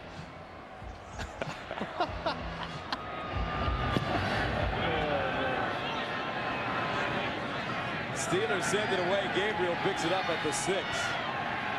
And he is down at the 20.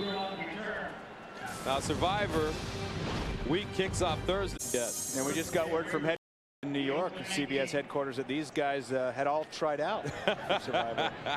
They just missed it. And they really don't even look cold. Hey, who was the one skinny guy sitting there in the middle? What's he doing there? Meyer finds Porter, who's wrapped up at the 25. 7-yard gain. And Jeff Reed has injured himself. He hurt his leg, and we'll have to update you on his status. Know something for Pittsburgh. Well, now these are some of the toughest times as an offense because the defense knows you're going to throw the ball down the field, and the run game almost doesn't mean anything at this point. Meyer underneath Tim Brown with the catch at the 30. 1st down Oakland, a gain of 5. Kendrell Bell making the tackle. You know, one of the areas that the Raiders still haven't really utilized this game is the middle of the field. You have to get their down there, and we've seen Teo Johnson and O.J. Santiago in the game. Still haven't tried to hit them. In fact, Teo actually dropped the ball across the middle early in the game. But since then, Rick Mirer hasn't gone back to his tight ends. Here's Meyer again. Looking for the tight end. Incomplete. Teo Johnson. 2nd drop of the game for the rookie. Yeah, that ball was a little high. I don't know if it was a drop. It would have been a nice grab. But Rick Mirer put it where he has to. You know, up and away where only your guy can get it. Running that seam route. You know what? Teo Johnson has to make that grab. You're right. You know, it's a tough grab, but he's got to get that. You see this corner coming off, falling off into the zone. That's a couple chances Teo's had today. And like I said, I think he's going to be a great ball player. It's tough when you're young. 2nd and 10.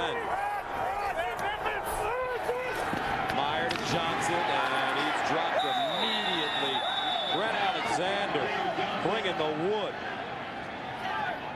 And the Steelers have that going on defense. Yeah, they do.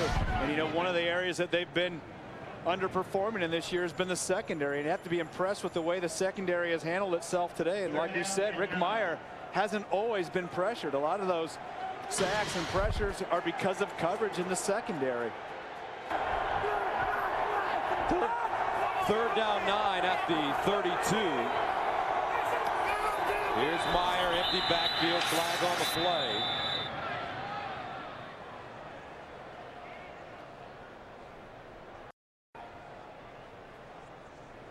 prior to the snap. False start. Number 80, offense. Still third down. Wow, how often do you see Jerry Rice make a mistake? As you take a look at the penalties, should this be it for Jerry Rice? He's your former teammate. You've known him for years. No, I still think Jerry can get open. I think he can create some big plays. I don't think he's going to be the threat down the field that he's been, but I still think he catches the ball well, he reads defenses, and he can still do it as long as he would like. And Meyer skips that one in the direction of Tim Brown. I just don't think Jerry has anything to prove, and I think if the Raiders are going to be in a rebuilding mode next year, and we're still waiting to see if they are, then maybe go to a team that's going to compete, because I know Jerry Rice really isn't about the numbers right now. He wants to win another championship, and that's why he came back to this team, because I think prior to this year, I think the last 2 years, the Raiders were the best team in football, and they had the tuck game in New England, and then they had last year's Super Bowl with Barrett Robbins and the night before and all those things. But clearly, I think that Jerry Rice wants to keep playing football, and not only is a great friend, he's the best of all time. Pretty nice. Definitely. Little local cuisine. First down and 10 for Pittsburgh at the 26. Jerome Bettis. And Bettis has been magical today. Big day. Ah, okay. Who? I think he's a little younger than you. Just a little. Second down and 8 at the 28.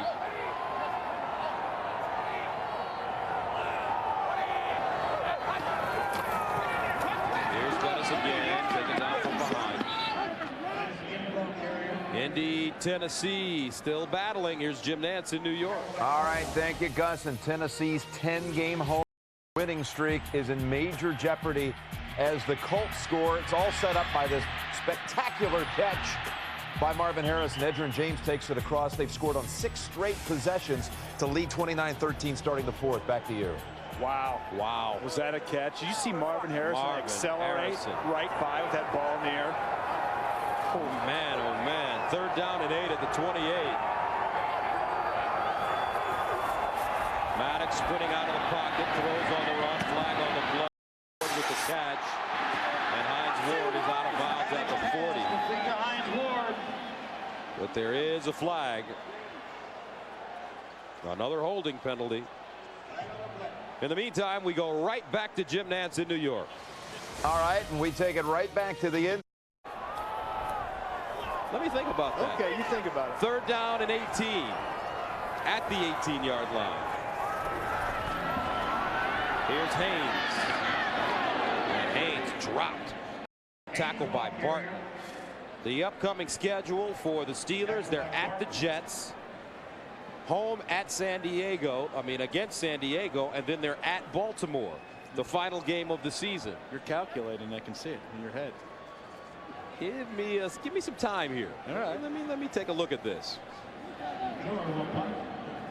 As Josh Miller comes in to punt it away, and not a very good kick, out of bounds at midfield. 9:26 in the fourth, 27-7. Pittsburgh. Welcome back. Coming next, Priest Holmes and the Chiefs go for the clincher against Clinton Portis and the Broncos, or Tom Brady and the Patriots try to sew up the AFC East as they host Ricky Williams and the Dolphins. Check local listings. For more, go to NFL.com or NFL on AOL. Meyer with the incomplete pass. And the numbers for Rick: 7 of 21 for 42 yards. Yeah, it hasn't been pretty. And he's had, in his defense, he's had a few drops. And his guys have been covered a couple times, but throwing off his back foot, little inaccurate, some tough throws and some pressure. Really haven't created a big day for this Raiders passing game. Meyer sacked again. Kimo von Oelhoffen with 3 sacks today. And that's the 4th sack of the day for the Steelers. What a game Kimo von Oelhoffen has been having, and he's just been a stalwart, a guy that would never give up, hard worker. You see penetration almost on every play, and Boy, just a tough day trying to block Chemo. Doesn't get any easier for this Raiders team. They take on Baltimore next week at home. Barry Sens has had his hands full today. Crockett out of the backfield, and he's upended at the 50. And there's the reigning NFL MVP, Rich Gannon. Yeah, and he's got that torn labrum. He's on injured reserve. And, you know, Rich, he was doing okay the first part of the season, but he was having some accuracy problems as well. And obviously the running game wasn't there, and so a lot of pressure on the passing game. And we talked about Jerry Porter getting hurt and the vertical stretch in this Raiders passing game going right out the window. And they definitely have missed Rich Gannon, but he wasn't lighting it up like last year. Raiders going for it on fourth. Meyer over the middle. Jerry Rice with the catch. First down. Oakland, a 17-yard pickup for Jerry Rice. And those are the routes that Jerry Rice used to take when we were at the 49ers. He'd take those and go the distance. Watch him. You got to beat the press if you're going to get inside on a slant. You see him use his arms, be very physical, and there he is, grabbing that ball. And Rick Meyer delivering it in stride, which allows your receiver to rush. Meyer again, underneath, caught this time by Tim. At the 29, a 5-yard pickup, 7:30 to go. And Raiders going no huddle at this point, and obviously trying to get back in this game. 7:30, that's going to be a big challenge, but don't have the time to huddle up. Meyer, picked up. Alexander. And Alexander gets to the 35.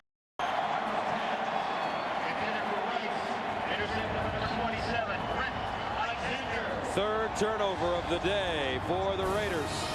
And with 7:06 to go, Pittsburgh has the ball. In the fourth, and another turnover, and the Steelers have it. 27-7 lead.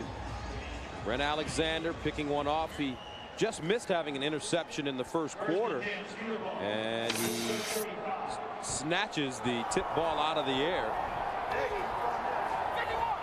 The Steelers have it at their own 35.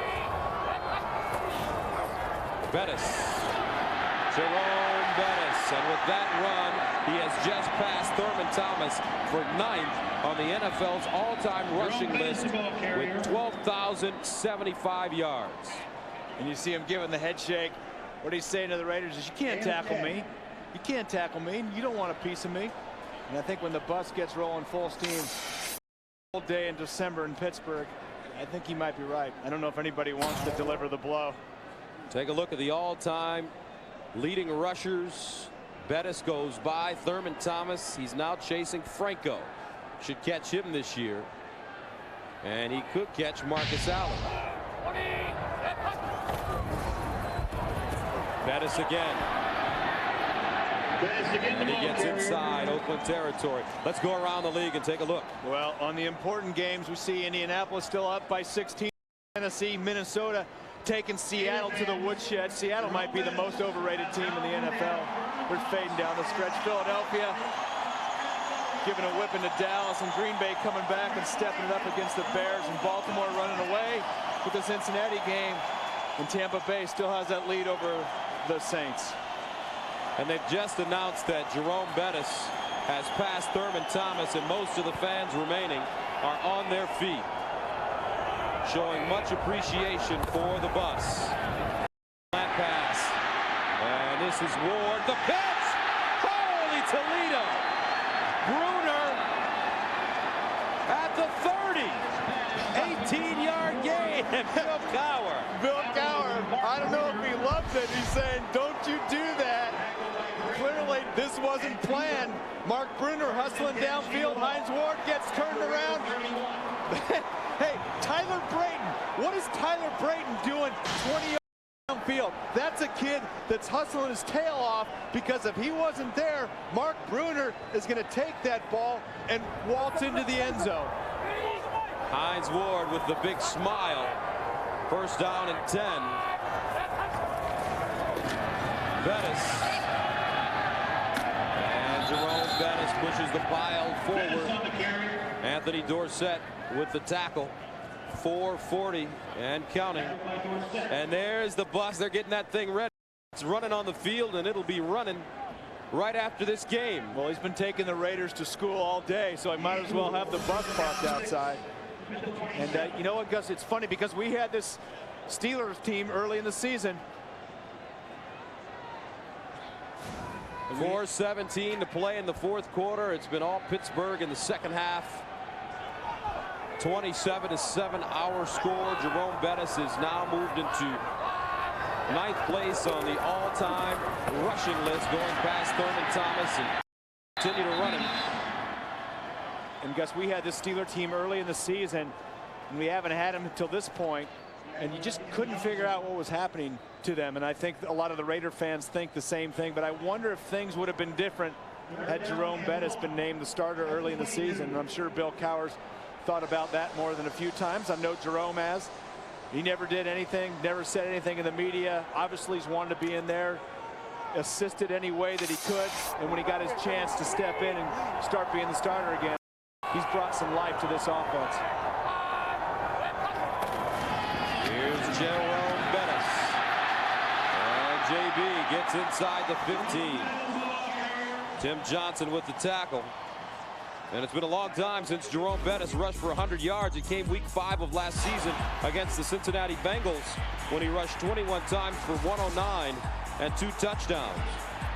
He's gone 21 games out, reaching the century mark. And right now, Bettis, 25 carries, 97 yards. And you can see from that highlight from last year, he's trimmed down. And we were with him yesterday. I said, man, you look like you've lost weight in your face. He said, oh, I still weigh the same, but looks like he's dropped a few pounds in the midsection. This time it's Zaraway, and he gets to the 12. And Jerome comes back into the game. The Steelers want to get him his 100 yards.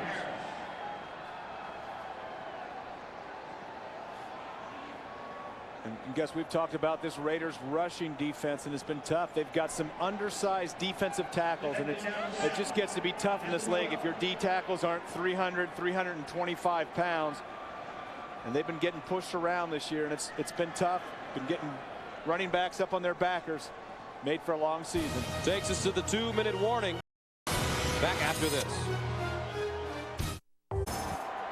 Steelers have played with a lot of passion. This afternoon, they're 2 minutes away from defeating the Oakland Raiders. Here's Jerome Bettis needing 3 yards for 100. And I believe he's right there.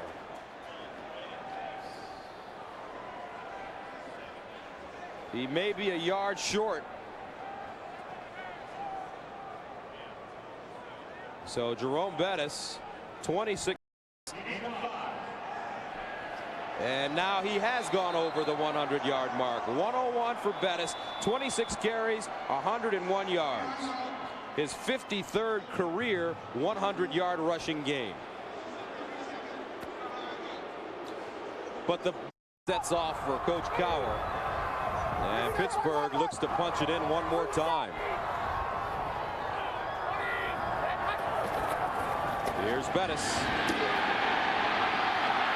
Dives forward, down at the 2. You see how Jerome Bettis keeps those legs moving. You can tell he's healthy because not only is he lowering his shoulder, Gus, and delivering a blow, he's keeping those legs churning. And he clearly is getting up there in age. But I think the Steelers will be making a big mistake in letting Jerome Bettis go. Under a minute to play. And let's see what Pittsburgh elects to do. I think sit on the ball right here. And this is a very classy move. You like seeing this great sportsmanship by Bill Cowher and the Steelers, despite what the fans think. Yeah, it's been a tough year, and he knows what it's like. He feels the Raiders' pain, let me tell you. And it's been that type of season for both these teams, and what a lot of people thought might be the AFC Championship matchup. Clearly, it didn't work out for either team this year. Been a long season. The Raiders are now 0-7 on the road this season. They were 5-3 on the road last year en route to the Super Bowl. And Maddox takes a knee. The final score, Pittsburgh 27, Oakland 7. For Brent Jones, this is Gus Johnson and our entire CBS crew in Pittsburgh saying so long. Now let's go to New York and Jim Nantz. And on their last possession, they scored a touchdown to get, and then a two-point conversion to get within 8 points. You can see the Colts have the yardage, and the Tennessee Titans have the turnovers. 3 fumbles. McNair off and running. Did he pass the line of scrimmage? Almost intercepted by Mike Doss, who has played a superb game, this rookie safety from Ohio State. And McNair knew exactly where that line of scrimmage was, came right up to the edge. The big tight end, Aaron Kinney, is the intended target here for McNair, but Doss, look at Doss. He has time to break on the ball and gets underneath and in front of Kinney and almost comes up with it. This kid is a rookie from Ohio State, Canton, Ohio, and he is a big-time player. And he's showing it today in a big, big game. 3rd and 10.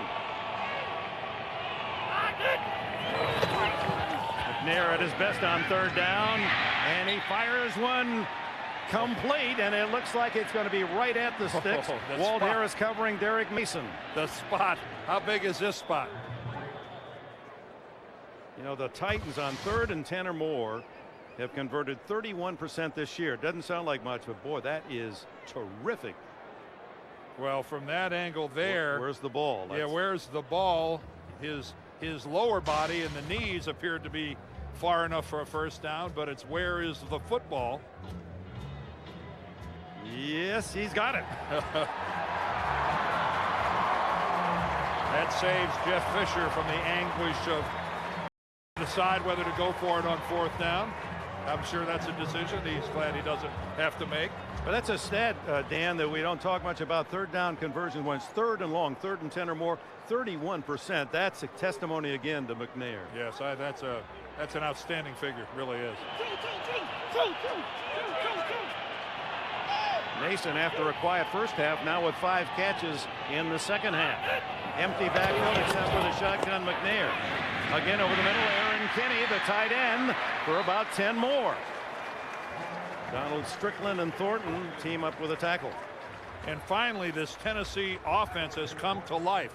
Their defense has been on the field for the entire game until the last couple of possessions here. And finally, Kevin Carter and company get a chance to watch a little bit. Kinney did pick up the 10. It's another first down out at the 43.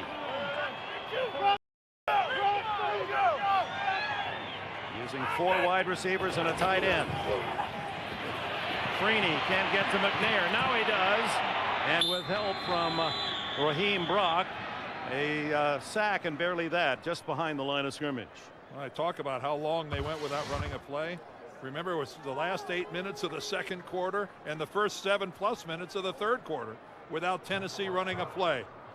McNair tried and tried and tried to find somebody, and finally Freeney got in there. Dwight Freeney has been quiet today. On the other side of the ball, Brad Hopkins, the Pro Bowl left tackle. There's been some matchup between these two. Now Freeney with the sack there is 11th of the year. 2nd and 11. Oh, Kinney drops the ball with Thornton covering. Let's go down to Bonnie. Well, Dick, in years past where the Colts defense is Achilles heel, they might not have been able to hold on in a situation and keep that lead, but Tony Dungy said this year's 10th ranked defense, a different situation. He says we've gone on the road against teams like Cleveland and Buffalo and won even when our offense was clicking. We've beaten Miami on the road. We've beaten Tampa Bay on the road. This defense is different this year. This is the defense that thinks that we can win anywhere, not just at home. All right, Bonnie, let's see how they do here on another 3rd and 10. Or 3rd and 11 after the sack. McNair steps away from pressure again. Throws long for Mason, too long.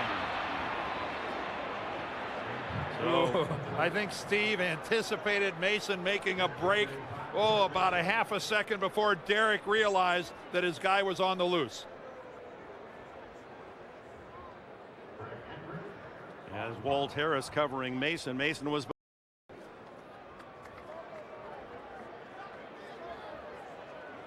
We welcome those of you joining us here in Nashville with under 6 minutes left in this fourth quarter. The Indianapolis Colts lead 29-21. A battle for first place in the AFC South. Hendrick to Marvin Harrison back there because of the sure hands and the fair catch just inside the 10-yard line. Timeout, 5:47 to go. Wow, they smell great. Oh, they're beautiful. Would you get a dozen? Yeah. I just love how fresh they are. Did someone bring a bouquet? Actually, it's more like a bouquet. Ah! There's nothing like the smell of freshly prepared, freshly cooked KFC. And right now, pick up a holiday meal with all the fixings and get a large popcorn chicken free. Like I'd buy flowers. For Kitchen Fresh Chicken, you got a KFC What's Cooking. First there was 1 blade, then 2, then 3. But 4 blades? Give me a break, right? Wrong. The new Schick Quattro has the power of 4 blades and 2 conditioning strips, which makes Quattro any other razor. And those 4 blades give you an incredibly close, smooth shave. So your 5 o'clock shadow shows up late. 4 blades. Where will it stop? Here. Schick Quattro, the power of 4. You want to say hi to Daddy? Come on. Come on up. Hi, Daddy. Hiya. Do it again. Hiya. Do it again. Hiya. Do it again. All right. Hiya. Do it again. Do it again. Hiya. Do it again. Animated Super Buddy icons on new AOL 9.0 optimized for children of all ages. Look for the new AOL 9.0 optimized at these participating retail stores. Survivor Week kicks off CBS Thursday. Then Sunday, the season finale. Who will make the Final Four? Get rid of these jackasses. All new Survivor Week begins CBS Thursday. Catch 2.5 Men, TV's most watched new comedy, Monday on CBS. The winner takes over first place in the AFC South with 3 games to go. India won the earlier meeting up north 33-7, and they lead today by 8. There's the standings. Houston and Jacksonville now. That's been updated, a final. Peyton Manning and the Colts start at their own 10. Edgerrin James gets a hold. He's out to the 20 and to the 23. Indianapolis Colts with the lead here in Tennessee, 29-21. We welcome those of you of what's your first game of the CBS doubleheader, a battle for the South lead, and Indianapolis with an earlier win, should they win today, would then have in essence a 2-game lead on top with 3 to play. But this is far from finished. Steve McNair has already driven his team down the field here in the fourth quarter, and on a quarterback draw converted the 2-point conversion, and that's how far the Titans are from a tie, 8 points. Peyton Manning, though, will milk the play clock. He will not snap this ball until he's inside 5 seconds. He is now 3, and with 5 minutes to go, hands off to Edgerrin James, who picks up a yard at Peter Sermon in the Well, it's linebackers. nothing new in a Colts game getting to watch Peyton Manning throw the ball to that guy, Marvin Harrison. How sweet it is to watch this guy run up and down the field, and today he's had a little bit of everything. We're going to see a highlight catch. We've had some ordinary ones. No big deal there for Marvin. But, folks, we've got one right there. That was a catch that will be on Colts highlight reels 100 years from now. I'd like to see that again, the full play. Maybe we can. On second down and 9.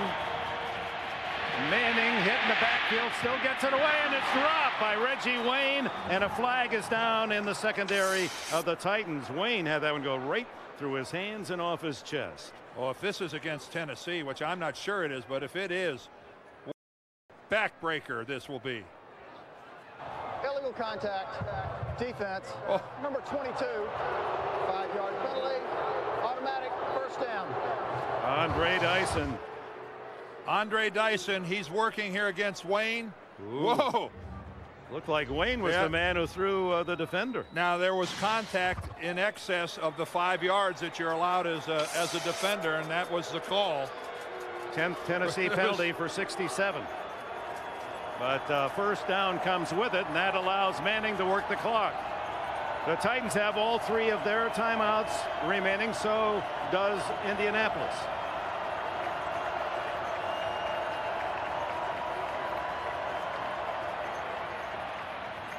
Manning scrambling and is sacked back at the 25. Carlos Hall, his 3rd of the year. Well, Peyton Manning is not, or let's say it should not, force the football. And in a situation like this, you can see that he's going to be secure with it. My question is, why would you be in a hurry to throw the football on 1st down when you're milking the clock? You're protecting an 8-point lead. You've got Edgerrin James. Force Tennessee to use some timeouts. That was a bonus play for the Titans. Still 10 seconds left on the play clock. There you see the play clock. He'll milk it down to 3 or 2. Then give to Edgerrin James, who has a couple of touchdowns in this game. Mike Vanderjagt has tied the Colts record with 5 field goals made. And a reminder, coming up, second games of our CBS doubleheader day, and some big ones. Kansas City, Denver. Denver trying to stay with some fresh hope in the playoff picture, in Miami and New England. Miami trying to end that long Patriots winning streak, and the Jets off their win on Monday night against Buffalo, the team that beat the Giants last weekend. Oh, Marvin, wherefore art thou, Marvin? 3rd down, 13. That's Harrison, bottom of your picture. His usual position out to the right. Then throw underneath to 83 Brandon Stokely, and that's not much at all. The Colts are going to have to punt. 2:50 on the clock, and let's see if a timeout is called. Yes, Titans stop the clock at 2:50. Well, we're in the heart of the NFL season, and basketball underway next Saturday. CBS Sports, the home office of hoops. A doubleheader. Missouri will tangle with the Bulldogs of Gonzaga. Then the biggest crowd ever. They're looking for 75,000 in Detroit at Ford Field, the home of the Lions, when Kentucky and Michigan State play. They're going for the all-time basketball college record attendance. Well, University of Michigan football team set the all-time college football attendance record just weeks ago against Ohio State. So Michigan State trying to get in on the party by going for it in basketball. And didn't they set they set a hockey record when they played outdoors too in the stadium, didn't they? Yeah. Michigan and Michigan State. And Michigan State played in Spartan Stadium. Hey, they think big in my old Wolverine State. Michigan, where the big crowds are. Hunter Smith. Bad kick. Ooh. Dying spiral that lands near midfield. Awful. Not really down until it falls back at the 48-yard line of the Colts. There's a break for the Titans. A 17-yard to match his number punt. Well, the AFC updating the picture. Kansas City with the best record as they look for that home field advantage. New England second best, and then Indianapolis and Baltimore. And remember, folks, the old days of where the best wild card team got to host the first round of a playoff game, those days are gone. So if you a wild card, you are going to have to play your games, all of them, on the road unless there's an extraordinary set of circumstances. So the loser of this game has got a real uphill battle. McNair forcing the throw. Wide open is Justin McCarons, and even though he was hit, didn't have a lot of fire on that pass. It was perfectly thrown. Anthony Floyd, an extra defensive back, gets him out of bounds at the 19. Well, it's an Indianapolis zone, and their safeties are so deep that even with the depth of this pattern by McCarons, they're not able to react back. Yeah, it's one thing to give up a little ground protecting a lead, but don't give up 30 yards. Yeah, 29 to be exact. Oh. And McNair goes to work again with 2:34 left. Steps away from pressure, throws to the end zone, incomplete. Mason had a step as he slipped Donald Strickland.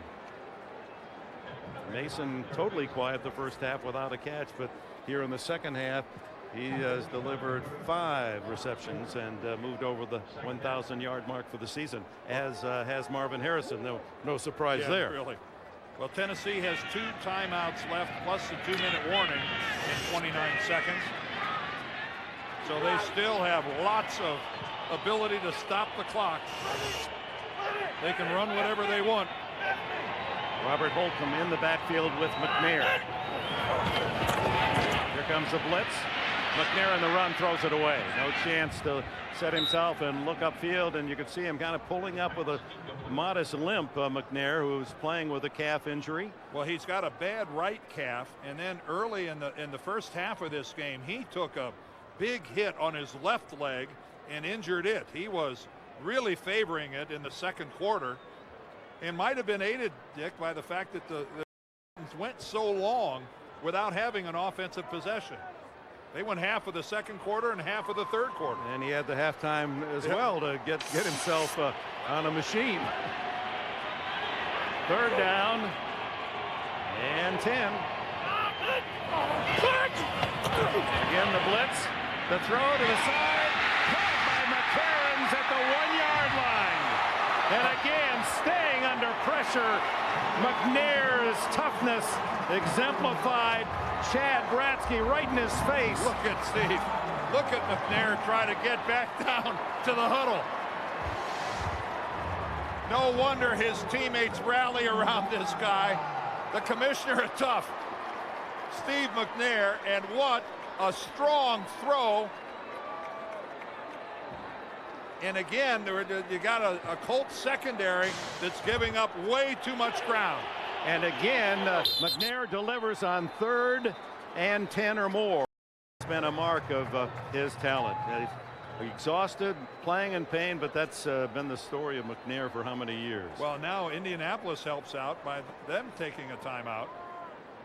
Yeah, they were hustling one of their big linemen off the field. They were caught in between personnel packages. And you got to think already ahead if you're Tony Dungy and his defensive coordinator. If they're going to score here, what are we doing on the 2-point conversion try? What you don't want to do is waste a timeout right there. That's a timeout that could come in very handy on your next possession if by chance Tennessee should tie this football game.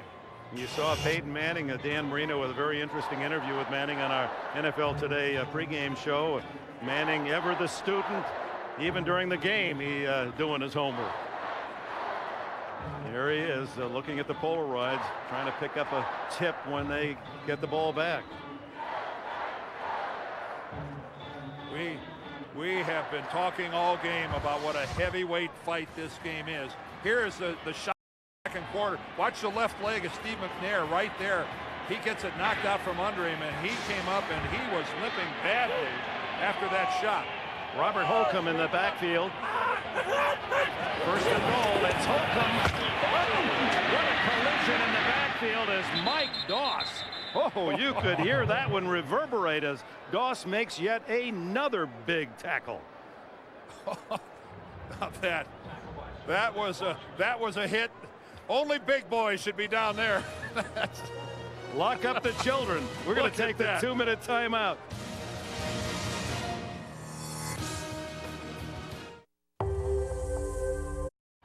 Well, it's the games you look forward to way back in the summer. You know, when you get to December, they're going to be football games like the one we're watching today. And it has not disappointed, has it? No. And Dick, how ironic the Colts find themselves in the reverse of where they were last week against the Patriots. They had 4 shots from the 2-yard line to see if they could get in. And here they are defensively with Tennessee on their 2-yard line. And McNair, ever dangerous. He has a quarterback sneak for a touchdown and a quarterback draw for a 2-point play. This is a pass. Oh, my, almost thrown for an interception. David Macklin was right there. Drew Bennett, the intended receiver. Well, this is a ball that, David Macklin is going to wonder, how did I not get this? He obviously a very difficult having to do a 180 and spin all the way back around, but he certainly had a good look at it. So 3rd and goal. 2 yards away. This used to be automatic Eddie George territory. Fake to George. The quick throw. Touchdown, Derek Mason.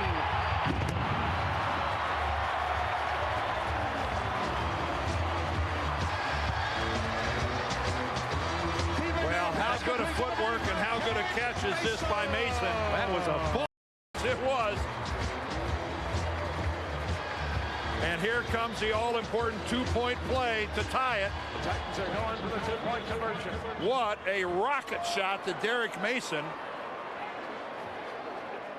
Now, the last time, earlier in this quarter, same situation. McNair drifted back, and on the quarterback draw, scored.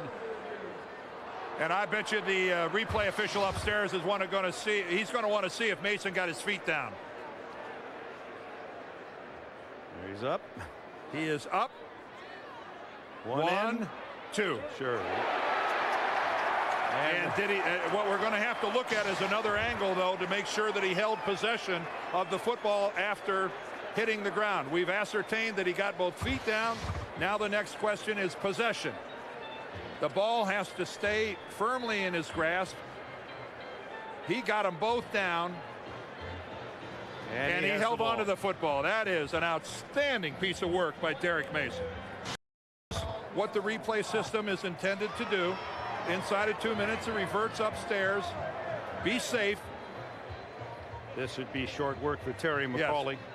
Yes. Two very good looks at it. Good work, guys. Two good looks. Man, that is a nice catch by Derek Mason. Spinning around in the air to go back and catch that thing and then get both feet down. And what you can't appreciate in slow motion was the velocity of the throw from McNair. But that ball was behind. And I will say this to Steve McNair's credit. He threw it back behind where there was no coverage. But boy, that's sure counting on Derek Mason to be a big-time athlete and torque himself and spin around and make that catch. It took the Titans, Dan, only 48 seconds to go the 48 yards and pull within 2 of a tie. Well, if they do tie it, you know what everybody here in Tennessee is thinking. The receiver controlled the football and got 2 feet down. It was a touchdown. I'm sure the worry wards here in Nashville are already thinking, if we tie this up, does Indianapolis have too much time? Indianapolis with 2 timeouts remaining, 1:52 on the clock. And a field goal kicker that hasn't missed since 1986, or how long ago it was, Vandercheck. Mason to the left, McCarron's and company to the right. Holcomb in the backfield. McNair many times runs it in himself in this situation. He fires, tipped, incomplete. Tipped at the line of scrimmage. And a flag is down, but on a tip ball, we'll see whether or not this is picked up. Well, there can't be an interference if the ball's tipped.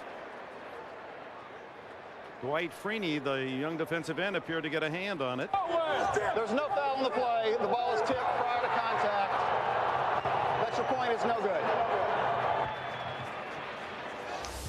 Jim Nantz back here in New York. We have stayed with that bonus as long as we can by contract. We now have to shift the audience to the doubleheader games. Updates coming, though, on the Titans-Colts conclusion. So we'll continue with the NFL on CBS in just a moment.